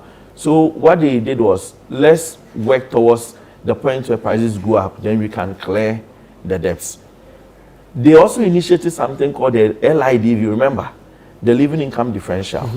It was something they initiated so that they'll get extra $400 with the buyers. So to get the LID, you have to get the buy-in of Ivory Coast. So they also initiated the Ghana Cote d'Ivoire Cocoa Initiative, where the headquarters is in Ghana, so that Ghana and Cote d'Ivoire can match their prices, and then carry a price to the West, the buyers who buy, so that they can get extra amount above the $1,800. So if you get extra $400 plus Ghana's premium of, let's say, £150, then you are hitting almost $2,600. Then you break even. At least $2,600 can carry you to be able to break even and give the farmer the 475. These were initiatives they took. So bring in a loan. Yes. Go on a cocoa bill. Yes. And then have a discussion with your neighbor who is your biggest competitor. Let's agree to fight a union. The buyers, get the buyers to give us extra money. Okay. So these were all initiatives that they did. You deployed that at the time and it worked. It worked. It worked. This time around, that was how they were able to manage. But then it also came at a cost, because you were either going to reduce the farmer's price or do all these things. So reducing farmer's price was not something you could do. Something you could do at the time. It wasn't something you could do at the time, because at that time, Galamsey had reared its head, and people had started selling their farms for Galamsey, because even the 475 people felt it was too small. So if you don't motivate them, they are going. They are going to clear all the farms. Then cocoa will be over. So that was how these cocoa bills and debts started piling up. That was how it started piling up. Then, unfortunately for us, we ran into COVID. And during COVID, airports are shut down, malls are shut down, supermarkets are shut down. All factories buying cocoa beans are shut down. They are not grinding, no chocolates. So within the period of COVID, people have bought beans, but they are not even accepting. So the beans are kept in warehouses, no shipment.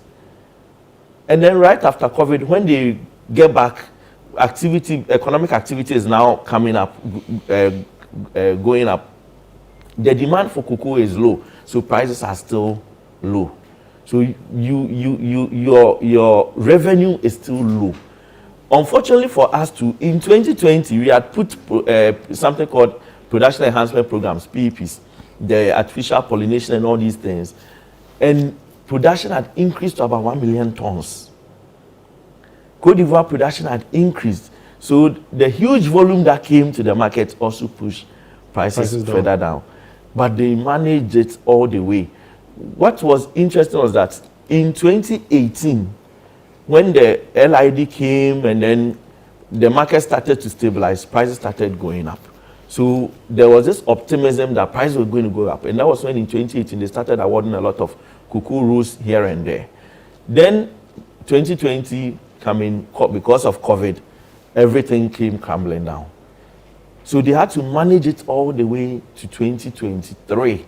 That was when prices started going up. The reason prices started going up was that in 2023, there was an effect called an El Nino effect. It's a weather effect where it sends a dry spell over part of our sub-region. So it affected Ghana and Ivory Coast. Ivory Coast production had hit about 2.6 million tons to 2.8 million tons.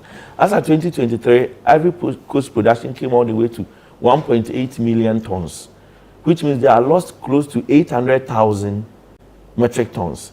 In Ghana, we had hit about 900,000 tons. Least was 850,000 tons. 2023, we dropped all the way to 450,000 metric tons because of the El Nino effect. Any farmer in this country who remembers 2023 will tell you that you go to the farm and you see the beans, the small beans on the tree, and then it starts to dry up and then it falls off. So climate change. Yes, it was climate change. But in cocoa trading, the buyer understands that when these things happen, there's a force majeure clause. They understand that this is a force majeure. And internationally, they all knew the El Nino effect had affected Ghana and Ivory Coast, the major producers. So automatically, prices started to shoot up. From the $2,000, it went to $2,002. It started coming all the way. Then it came all the way to about 3,000. Then there were two effects. People were saying, oh, Ghana's cocoa production has fallen. They were bashing the government, even though they knew there was a climate change situation. But then, reversibly, there was the price increase. And then they started shouting, increase farmer prices. So the government then increased the farmer price because there were price increases, and eventually it went to about 1,300, went to 2,000, then it came to 3,001 by 2024. In fact, between the middle of 2024, that was when the price started shooting from $5,000 all the way to $10,000. Middle of 2024. I'm coming. I have my facts. I'm a trader. Between the middle of 2024, it shot all the way to $10,000. Then in a particular day, if you look at what they do is they record daily rates and then average it over the season to determine the seasonal price. So on a particular day, a single day, the price shot to $12,000. Because of the demand? Because of the demand and the low production. That particular day, that price shot to $12,000. The opposition then picked the $12,000 and said, use it for calculation and said, this is how much you should give farmers. With the Honorable Atufosin even making a point that Honorable Rikopoku saying that even if you give farmers 6,000, you still have about 3,000 to keep for yourself. Which was just, so it was just for one day? It was just one day. So if you look at the daily publications on routers for cocoa purchase prices, you said it was just one day that the price shot to $12,000. So that is something Ghanaians didn't understand. Because they think, oh, price gets to $12,000, it stays there forever. No, it's just a day. And even the $12,000, the buyer is rational. So when the price gets to $12,000, it doesn't mean the buyer will buy. The buyer will not buy. He will wait for it to come down because he doesn't need the cocoa immediately. So we got to that point where we politicized this so much. Then, fast forward, the government comes into office. But then, in 2023, after the COVID, I've given you history from 2017, the borrowing and all these things. So in 2023, after the COVID, COCOBOD decides to go for syndication. So you send out requests for proposals to the banks, the syndicated banks. Then the banks will respond to your requests that they have interest. So the bank sent a response that they have interest, but then the interest rate was so high. The interest rates were so high. So COCOBOD started negotiating, because you have to agree on the terms before you go out for the roadshow. So they go for a roadshow, they go and do a projection of their production and all those things to the banks, so that all the banks who will come and are interested will now sign an agreement before the syndicated day will come. So they will exchange these agreements over a period before the syndicated day will come, which the Ghanaian media will be made aware. But the back work would have been done already. Okay. So the banks, they sent an RFP out, and then the banks responded, but then the interest rates were too high. COCOBOD negotiated, the banks were not coming in. And then they said necessity is the mother of inventions. Then COCOBOD management sat and said, even over a long period, we've been wondering, when we come for syndicated loan, do you know that whenever you go for syndicated loan, they give Ghana an award called the best borrower? If you go to COCOBOD, those awards are displayed, best borrower, every year, best borrower. So the then management said, okay, what is syndication? Syndication simply means that I have my cocoa, I am selling it to Umaru. Umaru says, I won't give you the money now. Go and borrow from my bank. Bye. When you borrow from my bank, which is syndication, take the money, go and sort your farmers and your operations. When you ship the cocoa to me, I will credit the account of the banker. That is syndication. But what is the cost to me? Third-party loan. Third-party loan. Now, after I am selling my products, but I sell to you, I go and borrow, and eventually I pay interest again to your banker. So I enrich you and your banker. So I won't do it again. Exactly. That is syndication.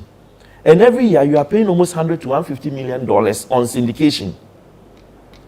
So the management says, okay, we have been struggling with this, and we go for syndication October, September. The money always comes in December. Then we announce that syndication money has hit BOJ accounts. We sign syndication around October, September.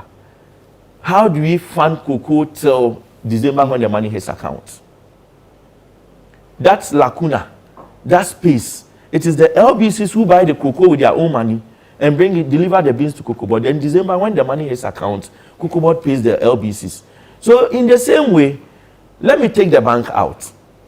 From October, when we announce the new season, let the LBCs buy the cocoa and deliver to COCOBOD.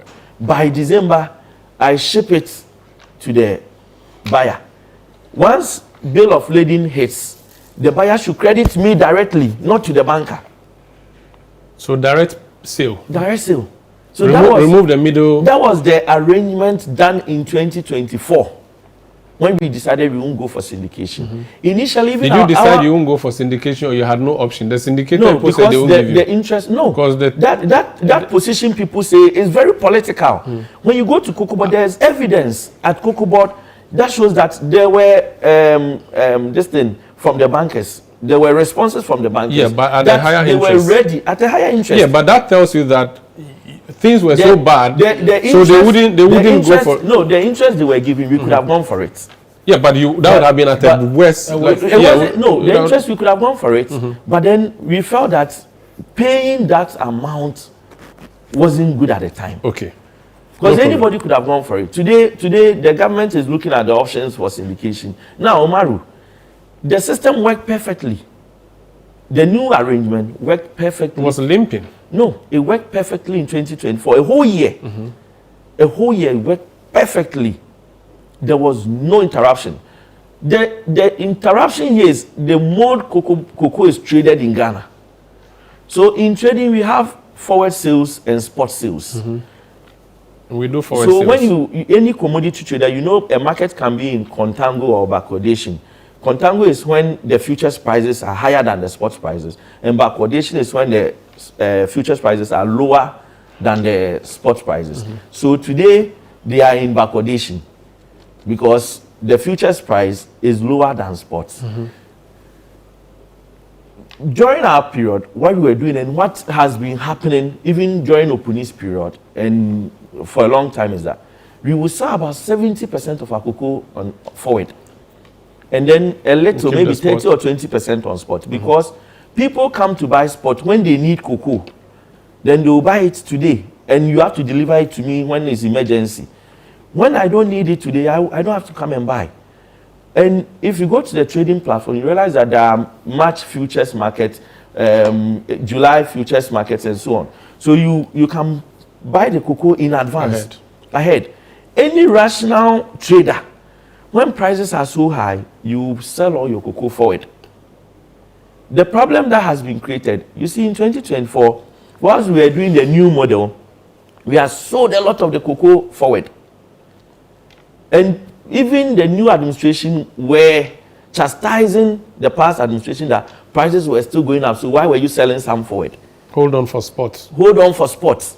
It was something that was said on air. But then cocoa cannot go and stay up there forever. Prices will not stay there. It's just like oil. So take advantage now. Take advantage now. And that is why they were able to increase the price. They got the FOB price they got because of the main crop that had been already sold in 2024. When they average it with the light crop, let's bring it to now. I want us to bring it to the now. Now, what is happening the management? What is happening is in 2025-2026 season, which is about to start, because we are still we are now in the 2025-2026 season. The 2025-2026 season started from October when they announced the new price. So the past season is already gone. Once you announce a new season, you do not have anything to do with the past season. It means the past season has been successful. So your new season, which is 2025-2026, you start with the new model. But then when you start, instead of selling a lot of forward sales, you are waiting for spots because prices are shooting all the way to $13,000 and you think you can make more money. Whilst waiting for spot and not selling the cocoa, the price starts to decline. That is what has happened. They sat down trying to sell spots and the price has started declining. So miscalculation. Miscalculation. The price now declines all the way at a fast speed to $4,000. Today is not 2006. Yesterday I looked at the market. It is $4,000. From $13,000 all the way to $4,000. So all projections go off year. Off year. Meanwhile, you are from 2024, 2025 season, you are giving the farmer, 2025 season, you've gone to announce a $5,000 price already. And now you have 4,000. And now you have 4,000 on your hands. And even less. And even less. And apart from that, you have 50,000 tons of cocoa not sold. If you go to Reuters platform, they've reported that Ghana has 50,000 tons of cocoa not sold. The moment you put this out and Reuters publishes it, all traders knows that you are desperate. So they hold on. They hold on because it means prices will come down. So today when you go to the platform, you see that the prices are indicating red. It means it's still going down. Because Ghana has 50,000 tons of cocoa not sold. Cocoa which should have sold forward in the last 10 years or 15 years. There's never been a time that we've entered a season that the following year's cocoa has not been sold. Cocoa is always sold forward. So if they have sold the cocoa forward in last year, by now 2026 cocoa would have been sold, then you'll be selling 2027 cocoa. That is the problem that has been created. What would be the solution? He proposes that the government, and for that matter, Cocoa Board, should reduce the price and explain to farmers that this is the problem we are in and damn the political consequences. Would that work? He's a farmer. I don't know if his colleague farmers will agree with him. I'm surprised that he actually made that. I don't know if his colleague farmers will agree with him. Yes, I'm going to ask you this. Are you sure that you want government to reduce, give you a lower amount? Are you willing to take that? Yeah, the thing is, it's not farmers willing to take a lower price. You don't have a choice. But the thing is, that is what we have at stake. Are you sure? And if cocoa is a political issue. Yes, it's a political issue. And it's also your life issue, investment issue. Yes, the thing is, if government don't go by that, the sector will totally collapse. Because if the price continue to be at where we are now, 4,000 per ton, which is when you convert into cedis, is around 2,500, 2,600 per bag. So collect what you have while you have it and go. Yes, it's better that way. Honorable. Than for us to say that we still want the 3,600. That the sector cannot sustain it. Honorable. For how long will they continue? Is it an issue of incompetence, or this is a whammy, an unexpected, unforeseeable, or you think that they ought to have foreseen and dealt with this? They should have seen it coming. So they should have prevented it. They should have prevented it. They should have seen it coming. And I think it's also part of the politicization. Okay. You see, in 2024, they were so vociferous about the forward sales and spot sales. It became a topical issue in this country that cocoa should be sold on spot, not forward. Okay. And because of that, they are caught in that web. Okay. And that's why. And apart from that, you know, even at this cocoa board itself, there is a political struggle between the CMC head and the main board, which is the Randiabe head. The CMC guys feel they are an autonomy on their own, but you are a subsidiary of Cocoa Board. So a CMC director, for many years, anybody who understands Cocoa Board knows that CMC directors are picked from internal people who understand the job are put there. This time around, they bring somebody from outside to head it. The person comes, Randy Abe had already promoted somebody who was internally to head the division. The person comes and then the internal person is sacked, is removed from there. The internal person was one of their best traders. And then the person comes and thinks those in the trading room have allegiance or loyalty to the person who has been sent off. So he transferred a lot of the good guys out. Then Randy Abe realized that he's going to get a problem because the guys with the brain power have been sent out. So Randy then calls them to come back. And when they are coming back, some of them feel, well, I've been embarrassed because the way the manner some were sacked from their offices, it was so shameful. So they decided they won't come back. So boardroom wranglings. Boardroom wranglings. So there's a bigger. Neil Ante van der Poel, what has Randy Abe told you? Is it that he's a great communicator, but when it comes to managing cocoa, on whoso? Let me first say this. I am not really into that sector.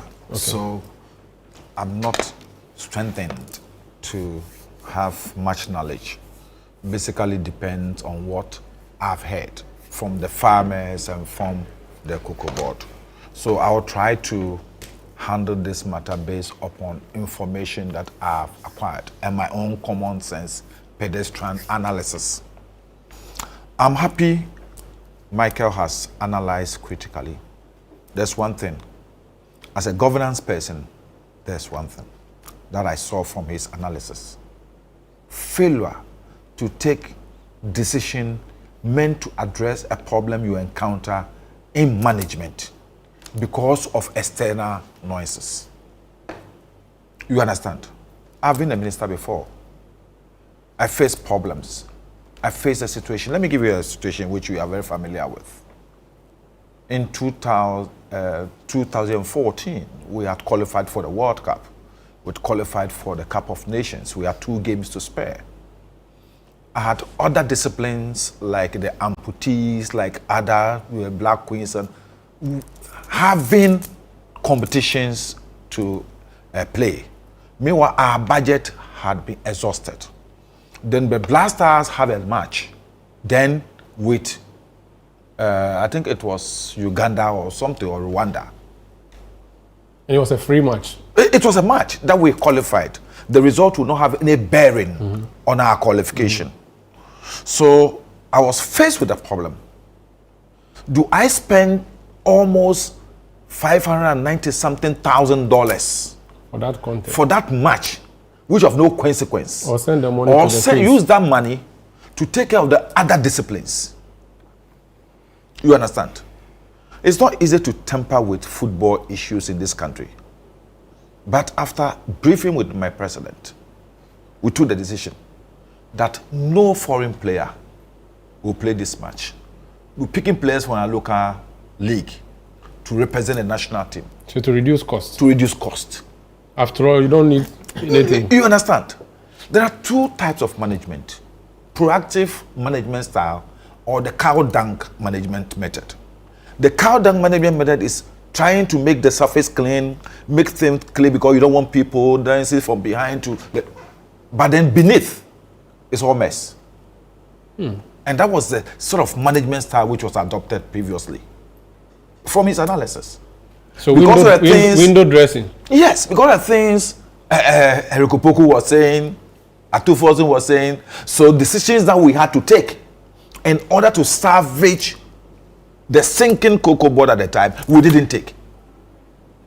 Once you do that, you have not only satisfied the political whims and caprices, you have actually made the country worse off. And that is not why people are elected. People are elected to solve problems in the interest of the people. Take bold decisions. Take bold decisions. Okay. And when you swear the oath, what you should look at is what is in the interest of the public good, and not political good. And that is where we are. Failure of Kenofurata at that time, who was in charge of Cocoa Board, because they moved cocoa from agric to finance. No, that's wrong. How? It was rather finance to agric, and now they are moving it. There's a bill that they are moving it from agric To finance. Okay. Is cocoa not currently with finance? They've now moved it to finance. Finance has been moved to yes. finance. Yes, it's moved to from finance. agric to finance. So what I'm saying here is that, you see, one of the main issues, and Michael will accept it, which I'll accept affected. it. Michael will accept it. I know. They said I know you are saying last year. Then last year they should have increased the price. No, Michael. Let me They say. shall Let me say maintain this. the Let me old say. price. Let me Say say Honorable this. Michael. Oh, he can say Michael. He's my That's my father. son- that's my son-in-law. He's my in-law. And once a former MP, he's still. I an disagree MP. with your father-in-law. When we are as members of parliament, we can call ourselves the first. Yes. Yes, it's But fine. when you are not, someone like you can't call me by my first name. Yes, he's still honorable. I can call you Ni as a journalist. I'm calling you Ni as a journalist, not as Accepted, a... Yes, accepted. okay. You understand? Let me say this. In 2021, for example, at the time government announced that they were paying 3,100 to the farmers. That was 2024. No, the market price at that time was 9,000. Was 9,000. Which market price? What are you talking about? The average market price, I was talking about the cost of outside, international. No. 2021 had not been $9,000. 2024. No, 2024. It has 2024. reached. That's the latter part of 2024. Yeah, 2024. Yeah. You see, 9,000 per ton. It was when he mentioned day by day. Yeah. When you do the day by day, it was between 12,000 and 9,000, So it 12,000. came So from December 2023. you You are buying cocoa. Yes. So it comes to 2024. And Then I'm saying 2024, from the time it got to that point, you have already started selling on forward. yes. So what I'm saying that even when you strike the average at that time, will come around 8,000. Between the 9,000 and that is if you are 12,000. picking the spots at the Thank time. you. So So what when you I'm were saying selling that- on forward from 2020, end of 2023, you my already selling problem- 2024. My problem here is that was the reason why Me? people like Eric and the last rest year. were Last making Yes. those. Last year. Okay, allow him to land so Oh, that... I just wanted to give you information. Last year, if they had sold 2026 cocoa forward in But they last sold. year, no, They I'm sold, coming. No, they sold 2025. We are talking about 2026. If they had sold 2026 cocoa forward, Last year You they will not be sold caught in this web. 530,000. in this web this year, because you already had sold your cocoa in advance, and you know that this year, even when prices have dropped, you have money that you are going to use to And even if it Honorable. goes high, okay. You- Last are year, not- Cocoa Board sold 530,000. that is last Out- year's out of the production. 650. I'm talking about 2026 production. You know, the current situation now is 2026 is going to And affect. right now, they've not- they've bought It's 2025, almost 2026. 580,000. No, so we are now going into light crop. Light crop is insignificant. Light crop beans are light. It will not. The beans will not even come. Just about 50,000. But then you have a depends on huge the chunk weather. of 2026 cocoa that you have to go and buy. Still sitting. And your See- price is around 5,000 tons, and the price has dropped to 4,000. And now you have to come see, down. Moro, you But see- if you have sold 2026 forward last You year, wouldn't have... you wouldn't have See, that Moro, problem. a lot of the problems we are encountering today. You know, when you call me Moro again. Oh, sorry, Sanda. Umaru. Umaru. You know, it's so flexible when you are Moro, you know. I was... In Moro is not 2017, for example, in 2017, Yes. when they started the issue of the cocoa bills were loans. So it goes with interest. It continued for 3 years. up to 2021. You understand? Then the trouble started because DDEP was declared. When the DDEP was declared, the bonds of almost 2 billion cedis were due to be paid in September 2025. Check the budget of 2024. Okay. There was virtually no allocation for the payment of this debt. Ni, you have said that what we have now is management indecision from the previous managers. Yes. Now we have a new management around. Yes. They are faced with this problem. Like you had the Black Queens, Black Stars problem. Randy Abe is watching you. You used to go on his show. Now he's supposed to manage our cocoa affairs. What management decision would you want to take? He has proposed some solutions. It is for all of us to interrogate those solutions. And I'm happy the cocoa farmer here has actually said, or he has supported one of the solutions. He proposes something that may make you look politically bad. Would you buy that? You see, That you should reduce the cost to the farmers? You see, managing a country is not about political convenience. But you need that for votes. Yes, but the issue is that when you see one of Especially the problems, when you have bad one of the the previous problems, people. one of the problems the former cocoa board management did not handle well is their communication. Oh, because this is a brilliant please, but they were louder. Honorable, They say Eric Opoku was louder than today, Buafo. today, the things you are telling me, Yeah. did they tell the public that time? They were saying, but no one was listening. You see, so The propaganda machinery was loud. it means that your communication style was bad. It was working. Your communication style was not working. Because I didn't know. I was in parliament. Okay. I didn't know. Sitting here, it is It's clear. convinced You see, you. today, Randy has been proactive because he's now come to all of us. He's put a problem before us. These are the national problems we have. But we don't How want him do to we put, all No, we don't resolve want that. it? We gave him What's the the job. That's solution? why I want him to. That's why I put him at He's Cocoa not House. solving it alone. He has proposed ideas to solve this problem, but he needs to communicate with you so that you can buy into it. He's been in charge for 1 year. But the problems we have, it's not a problem that you can be resolved in a year. Oh no. It's not a problem that you can be resolved in a year. I'm happy Michael said, oh no. It's not a problem you can resolve in a year. All of us have to put our political cloaks aside and look at this issue because cocoa is the blood of this country. Look, for example, he's proposing that we look at our selling price, which my brother here. Selling price, which you yourself brought on yourself, that we should go to 6,000, then you increase to 3,000. So you are falling on your own dagger. No, It's estimation and speculation. And if you yourself use force majeure, if the circumstances of the time has made it almost impossible for us to go by that price, we should as a country accept and say, look, this is the price that will make us competitive on the international market. And damn the consequences. And damn the consequences. Astro, is this your second year? So by 2020, I'm not looking at politically. I'm looking at saving cocoa. But I'm also telling you that politically it has to be considered because you see, He's the farmer in proposed- Asankregua would say, he's oh, proposed- more than 800,000 farmers that's with dependents close to 5 million. you can't just take a decision He's like that. proposed So government that's what I'm subsidy. saying. You are not sure whether the farmers has agree with with it. all the farmers because No, but I think some farmers the and their views patriotic are farmers different. in this country Oh, patriotism, sir. who want to look at how they can survive instead of a collapse. No.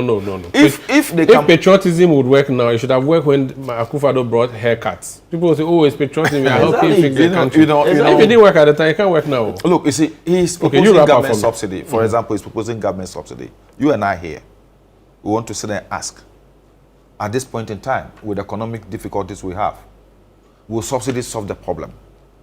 Because subsidies will also lead to under recoveries. A lot. As we have faced in the power industry, power sector for long. A lot of the problems we have in the power sector was as a result of under recoveries. And now we are looking at cocoa. Should we subsidize the price to make the farmer happy, but then have the effect on our economy? Okay. Is this something we want to? And then final thing, he's also looking at deregulation. Is it going to help? The farmers and the stakeholders must all of us must sit down and interrogate this. I'm happy Michael sitting here as a finance committee, No, in energy. parliament. You are on energy? Yes. Oh, okay. Look, these are proposals Parliament, we should put our politics aside and look at the interest of the cocoa farmer, the interest of the country, and see whether these good proposals that the Randy is proposing today, I won't even say Randy, Cocoa Board is proposing today, will help us be able to salvage the cocoa industry and also help us maintain the economy. Would you agree that they should go for a loan to just deal with this matter now? Quick loan. You see, if the issue is just going to be this year, and you go for a loan, then you can project that even when I go for a loan today, I can pay over a period and I will survey the situation. But if the situation is said that the price, we are not guaranteed that the price, international price will be going up again from tomorrow, then there's no point. Then there is no point. Let me go to Franklin Kojo. He's joining us via Zoom. Franklin Kojo, I've not heard you all morning. Good morning and welcome. The cocoa board matter, the issue of the cocoa farmer and how we should deal with it, it's a finance matter. And I'll be coming to Dr. Donfe later because he also has a point on that. Hi. Oh, so good morning. Good morning to see your beautiful face, Sanda. Frankly, you are calling. You are saying beautiful face. Be careful, though. Be careful. Yeah, no, don't worry. Good morning to my good friends in the studio. Honorable, good to see you. The two honorables, by the way. Nilante, Ofano Ojegbalo, and everybody else. You know, cocoa is an interesting subject. I don't know, and Michael seems to have done a good job about this particular subject. About cocoa. Look, you know, ever since we decided that we're going to introduce this, what we call the, for lack of a better term, I mean, a term that many people will recognize immediately, the price floor below which a particular product is not supposed to be sold. I'm referring here to the likes of oil, and then the price ceiling. I mean, these historical accounts of cocoa politics, I like to call it, have always been, more or less hobbled between this whole idea of a state intervention, trying to, intervene so that when prices are so bad, then the farmer gets, supported, something they call income stabilization. I've forgotten those terms, but just to say that the governments after government seems to have been well intentioned to do these kinds of things. Unfortunately, along the way, cocoa has become such a cash cow that it's become some sort of cannon fodder for all kinds of malfeasance when it comes to managing the cocoa sector. And I wouldn't begin to list the litany of sins successive governments have committed. But clearly speaking, something is pointing to some change that must happen. Any product that obviously relies on, I suspect that most products really rely on the volatility of the market, right? So market forces actually play a role. The problem is that as governments decide that they may want to intervene so that when prices are okay, when prices are too high, they sort of still give farmers some sort of, should I call it, comfort. And at the same time, when it's low, they sort of shepherd them. The challenge always has been the cocoa board itself, the institution itself. I think when there are seasons of plenty, when cocoa is doing quite well, that's when they actually spend a lot more. In fact, we did the profitability analysis of cocoa board for during the last administrations, and they were very, very kind, by the way. Joseph Edu, Nkrumah, they gave us unaudited accounts, right? We did all that extrapolation, and we realized that, and we came back with feedback and told them, look, cocoa board cannot survive if it continues spending the way if it continues the way it's structured, right? Administratively, the expenditure is just way out of sync, out of touch with reality. So for me, the way I see so it's a state company. So it's the management of a state company, like a typical state company. That's what you have a problem with. I'm sure I can see that's where you're headed. It has always, but well, it is actually the major problem. You see, if it is the case that not people are well intentioned, but the fact of the matter is that cocoa is also politics, right? Look at the politics we are discussing about cocoa right now. I mean, if cocoa prices, if the price the government is going to offer right now is taken by the farmer, or the opposition come back and say, well, you couldn't even help them, you couldn't even show up the prices, because presumably, if you have a board of sensitive people who really knew how to manage affairs beyond the fact that they are a state entity, successively, by the way, I don't think we would have had any problems. But you see, I'm not saying this is not a call on Randy's should I call it sterner, as in lack of leadership or not? This has been the tradition. This has been the DNA of Cocoa Board. This is the way it's been managed.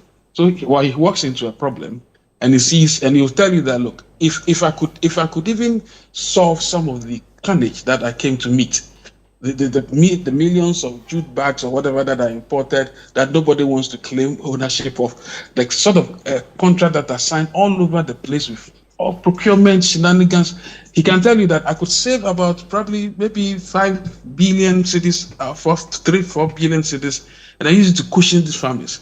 But the point I'm trying to make is that the way we set up Cocoa Board and the way we see it as a cash cow eventually makes it difficult for people to understand that even when cocoa market prices are falling globally, we should share some sort of tears for them. It doesn't work that way. Frankly, Nilante makes the point. Nilante makes the point about management. So there's a new manager. Yeah. You have come. Cocoa Board has already lots of issues.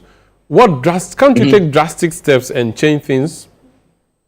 Well, if I tell you what, if the drastic step that Cocoa Board must actually, if Randy were to be bullish and then go ahead and say that, look, I'm really going to restructure this place, damn the consequences, there are political issues to be faced there. But if he could downsize the Cocoa Board strategically, and I wish I could, well, I mean, we have some conversations, but we'll probably continue later.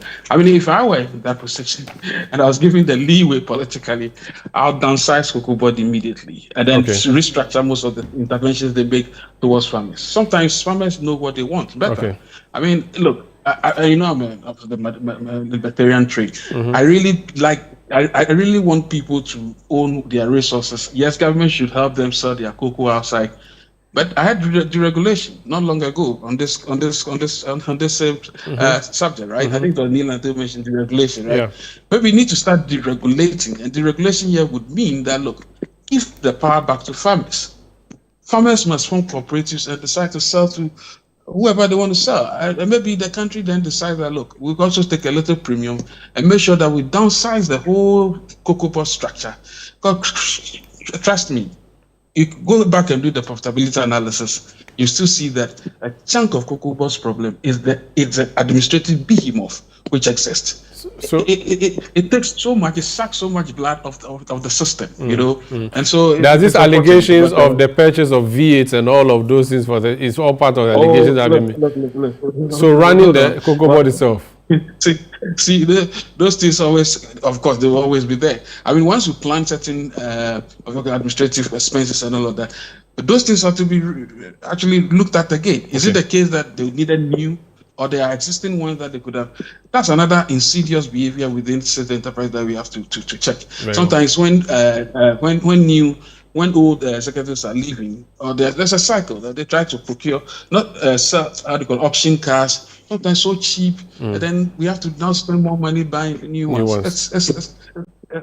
It's something we need to confront the Cocoa Board behemoth. I mean, and if you give me that opportunity, I'll downsize it to a third of its size. I'll tell President Mahama when he returns from Zambia that Franklin Kujo is lobbying to be CEO of Cocoa Board. Oh no! We're having a conversation. I know, I get you. Don't mind me. It's my other mischief that just jumped out. Thank you, Franklin Kujo. Let's speak to Dr. Donfe. Doc, you have okay. So I want you to put these two things together for me. We're talking about inflation doing so well, but you have also made the point that the issue of Cocoa Board is actually an exchange rate issue. Can you explain what you mean? Dr. Donfe? Do I have Dr. Donfe on the line? Yeah, you have me. Yes. Thank you. Yes, thank you very much. You have said that the current Cocoa Board issue is an exchange rate issue. Can you explain? So let me thank you for another opportunity to be part of the discussion. And let me say my co-panelists in the studio, they've done justice to the discussion. I've loved it. I've learned a lot. I'm also not an expert in the area, just like my senior Nilante Anabo said. Yeah, but I also come from a cocoa growing area, and I have that interest. I wish we could do something about it. You know, I was talking about Kwame Nkrumah, and I meant it. If Nkrumah's policies, had worked, today we wouldn't be talking about Cocoa Board having to sell cocoa outside Ghana. I mean, not so long ago, I was trying to check the contribution of cocoa to the global GDP of about $114 trillion. And I realized that cocoa is doing about 115 billion. Cocoa is contributing to the global GDP of about 113 trillion, 115 billion US dollars. And if you look at Ghana's situation today, Ghana contributes, around 20% to the global beans. Ghana and Cote d'Ivoire together, almost about 70. But if you look at US economy, you see that every year cocoa contributes over $20 billion to US. Belgium about 14 billion, Switzerland about 13 billion. And we are just producing raw things. We sell to them, they buy them cheaply, and then we go out there to buy chocolate and bring them here. I mean, I think this thing must stop. And these are some of the reasons why I love Kwame Nkrumah. His how bold he was to say, hey, Jack, let's use what we have to get what we want. And that was trying to use our natural resources, to get us what we wanted. Unfortunately, governments that have followed are so comfortable with selling everything in raw form instead of taking steps to build factories. And that is why 2023, when I heard that the biggest chocolate fruit factory in Africa had been built in Ghana, I was so excited. These are some of the reasons why somebody like Nana Akufo-Addo, I love him so much. And if that is what people misconstrue as me being sole founder of NPP, I love it. Dr. Donve, you can't laugh Kwame Nkrumah and also laugh JB Dankwa's descendant. Which one are you? I'm wondering, are you Kotoro Mojo or what's the truth? Motoro Mojo, what are you? No, I have a policy. And I do know that no one is excellent. And okay. It doesn't matter how bad you are, there's something good about you that we need to always tap in. Okay. It doesn't matter how good you are, there's also something, Nanso, I can't say Nanso, you also have something with you that people don't like, right? And I don't have an enemy. Okay. I try to, when I meet you, and I try to learn from you. Okay. If what you tell me, hello. So can I go to the exchange rate? Wait, Franklin Kujo has just intervened. Franklin, what's your problem? Dr. Duff is a good friend of mine, actually. We bantered a bit, but he's a nice guy. Franklin, how are you? I could be better, thank you. I could be better, thank you. Right, go ahead. Yeah. So now, Dr. Donve, connect the exchange rate bit for me because we have to go. Is it the case that CD is doing so well and cocoa farmers are struggling? Is that so CD has a bit of issue to do with what is happening. At the time Nana Akufo-Addo was hesitant, a bag of cocoa was 3,100 cedis. At that time, $1 was going for 14 cedis, 70 pesos. Now a new government, and when BOG started pumping so much dollar into the secondary forest, we got up and CD was $1 was going for 10 cedis, 30 pesos. And today I think it still hangs around 10 cedis, around 11 cedis. That is very excellent. But the moment CD does so well, then immediately, as soon as CD picked up the strength from 14.7 to $1 to 10.3, one bag of cocoa that was being sold at 3,100 should automatically drop to 2,172. Your CD has become so, let me say the value has gone up.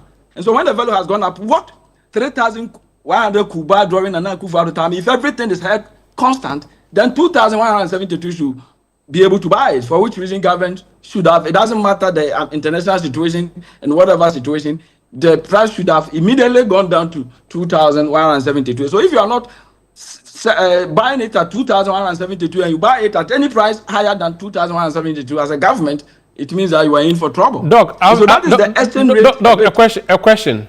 So you are buying into the view from my panelists in studio that the government should close its eyes and reduce the amount that it gives to the cocoa farmers, and based on the CD stabilization and so on, it will be a reasonable price to give to the farmer. Yeah, it will be if you want to go market, you go full market. Okay. And so what is happening is a market issue.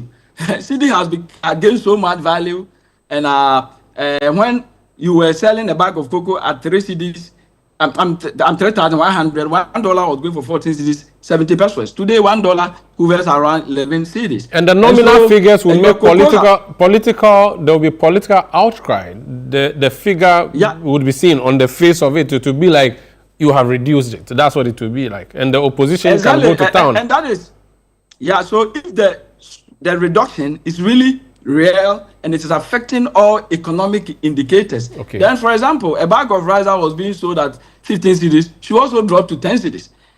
Jordan first salary 15,000 should drop to 10,000. You know, should we institute? Should government then go to town and do the Kalabule thing and ask people to reduce prices? Because listen, when we came, we reduced inflation. Inflation is now 3%. We've reduced the city's depreciation. So please do the rolling thing. Send soldiers to the market and control price.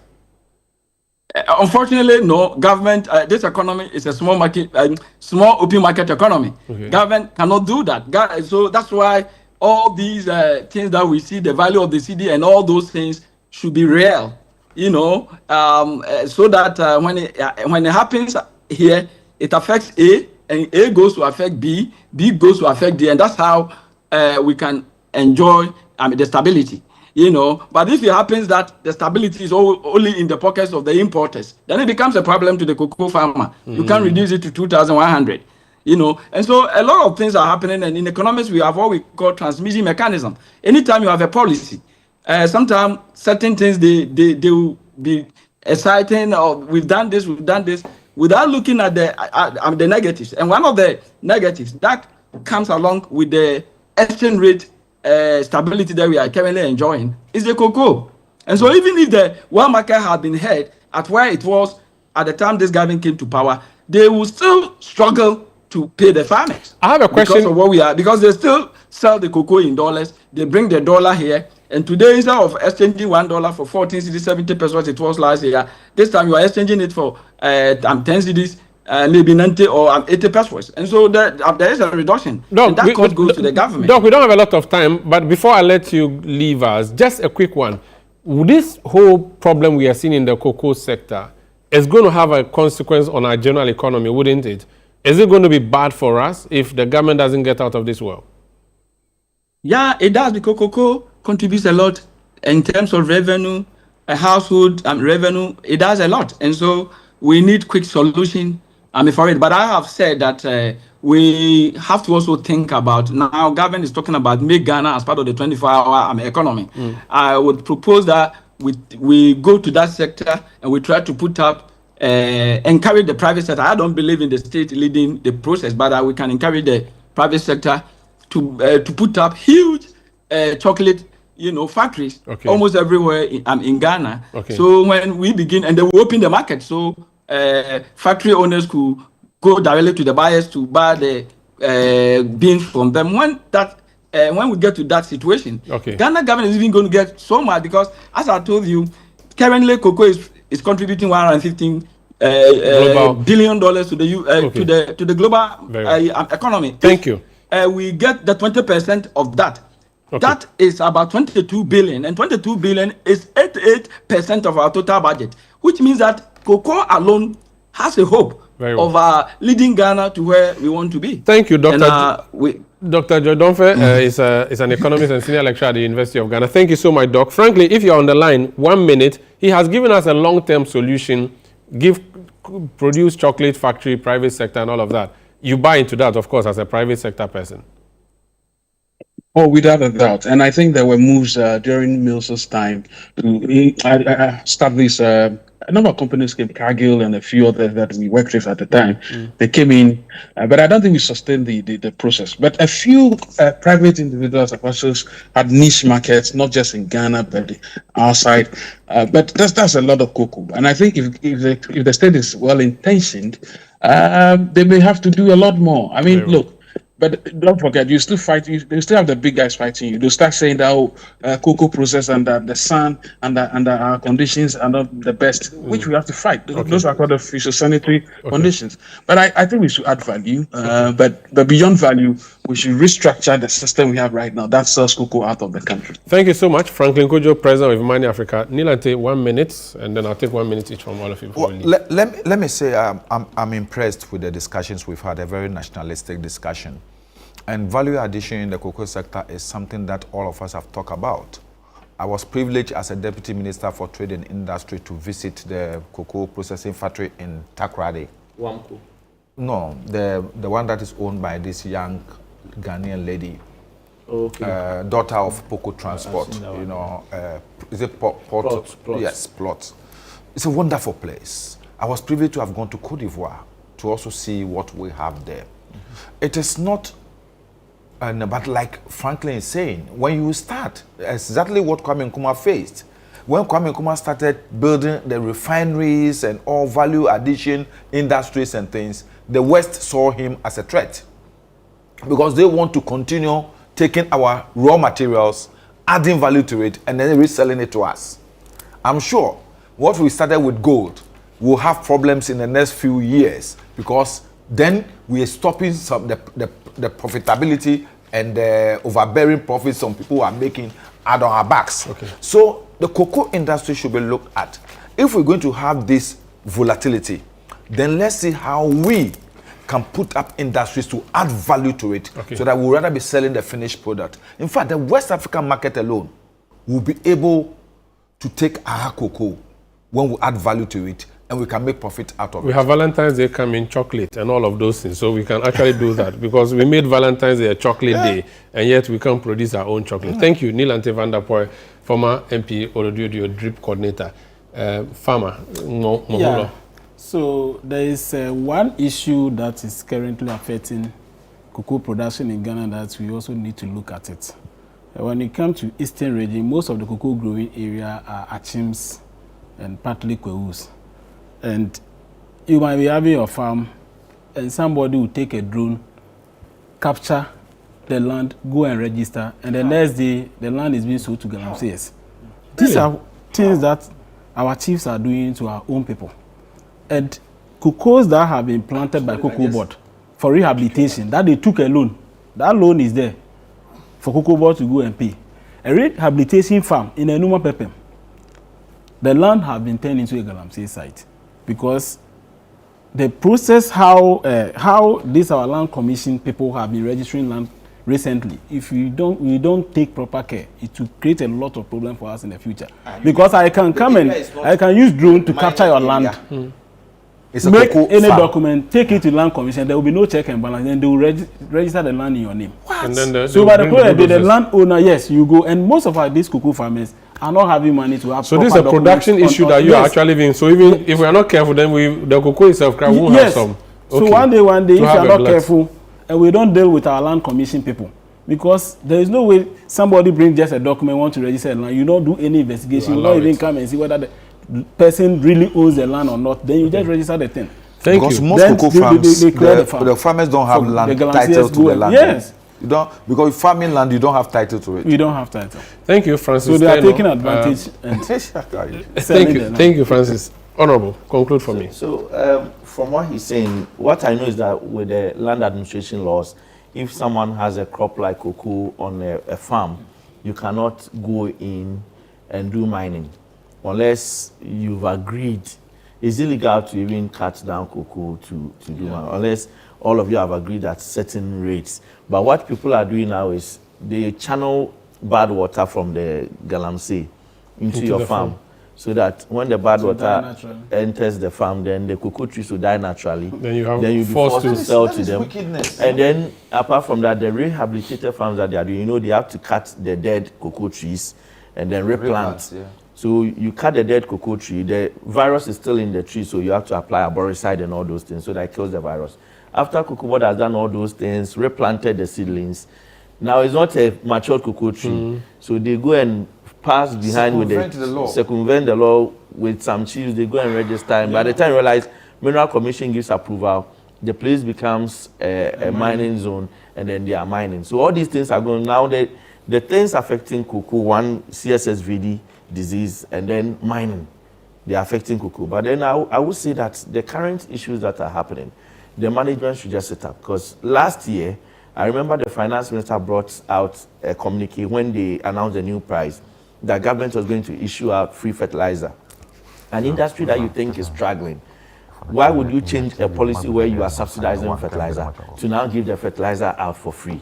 These are all questions that you So need. go back to what it was. Exactly. Very well. Because at least you recover some of the money. In 2024, fertilizer that was given out, they were able, even with the subsidies, the farmers were not paying, but they were able to recover at least about 100 million. So don't make it free. This is not the time to give free when you are already struggling. You are already Thank you so struggling. much, Honourable Member of Parliament for Ofori Krom, or rather I should say Member of Parliament for Kwame Nkrumah University of Science and Technology. I am Omar Rusanda Amado. This has been The Big Issue on Channel One Television and on 97.3 City FM. We'll be back next Saturday with more. Please stay with us.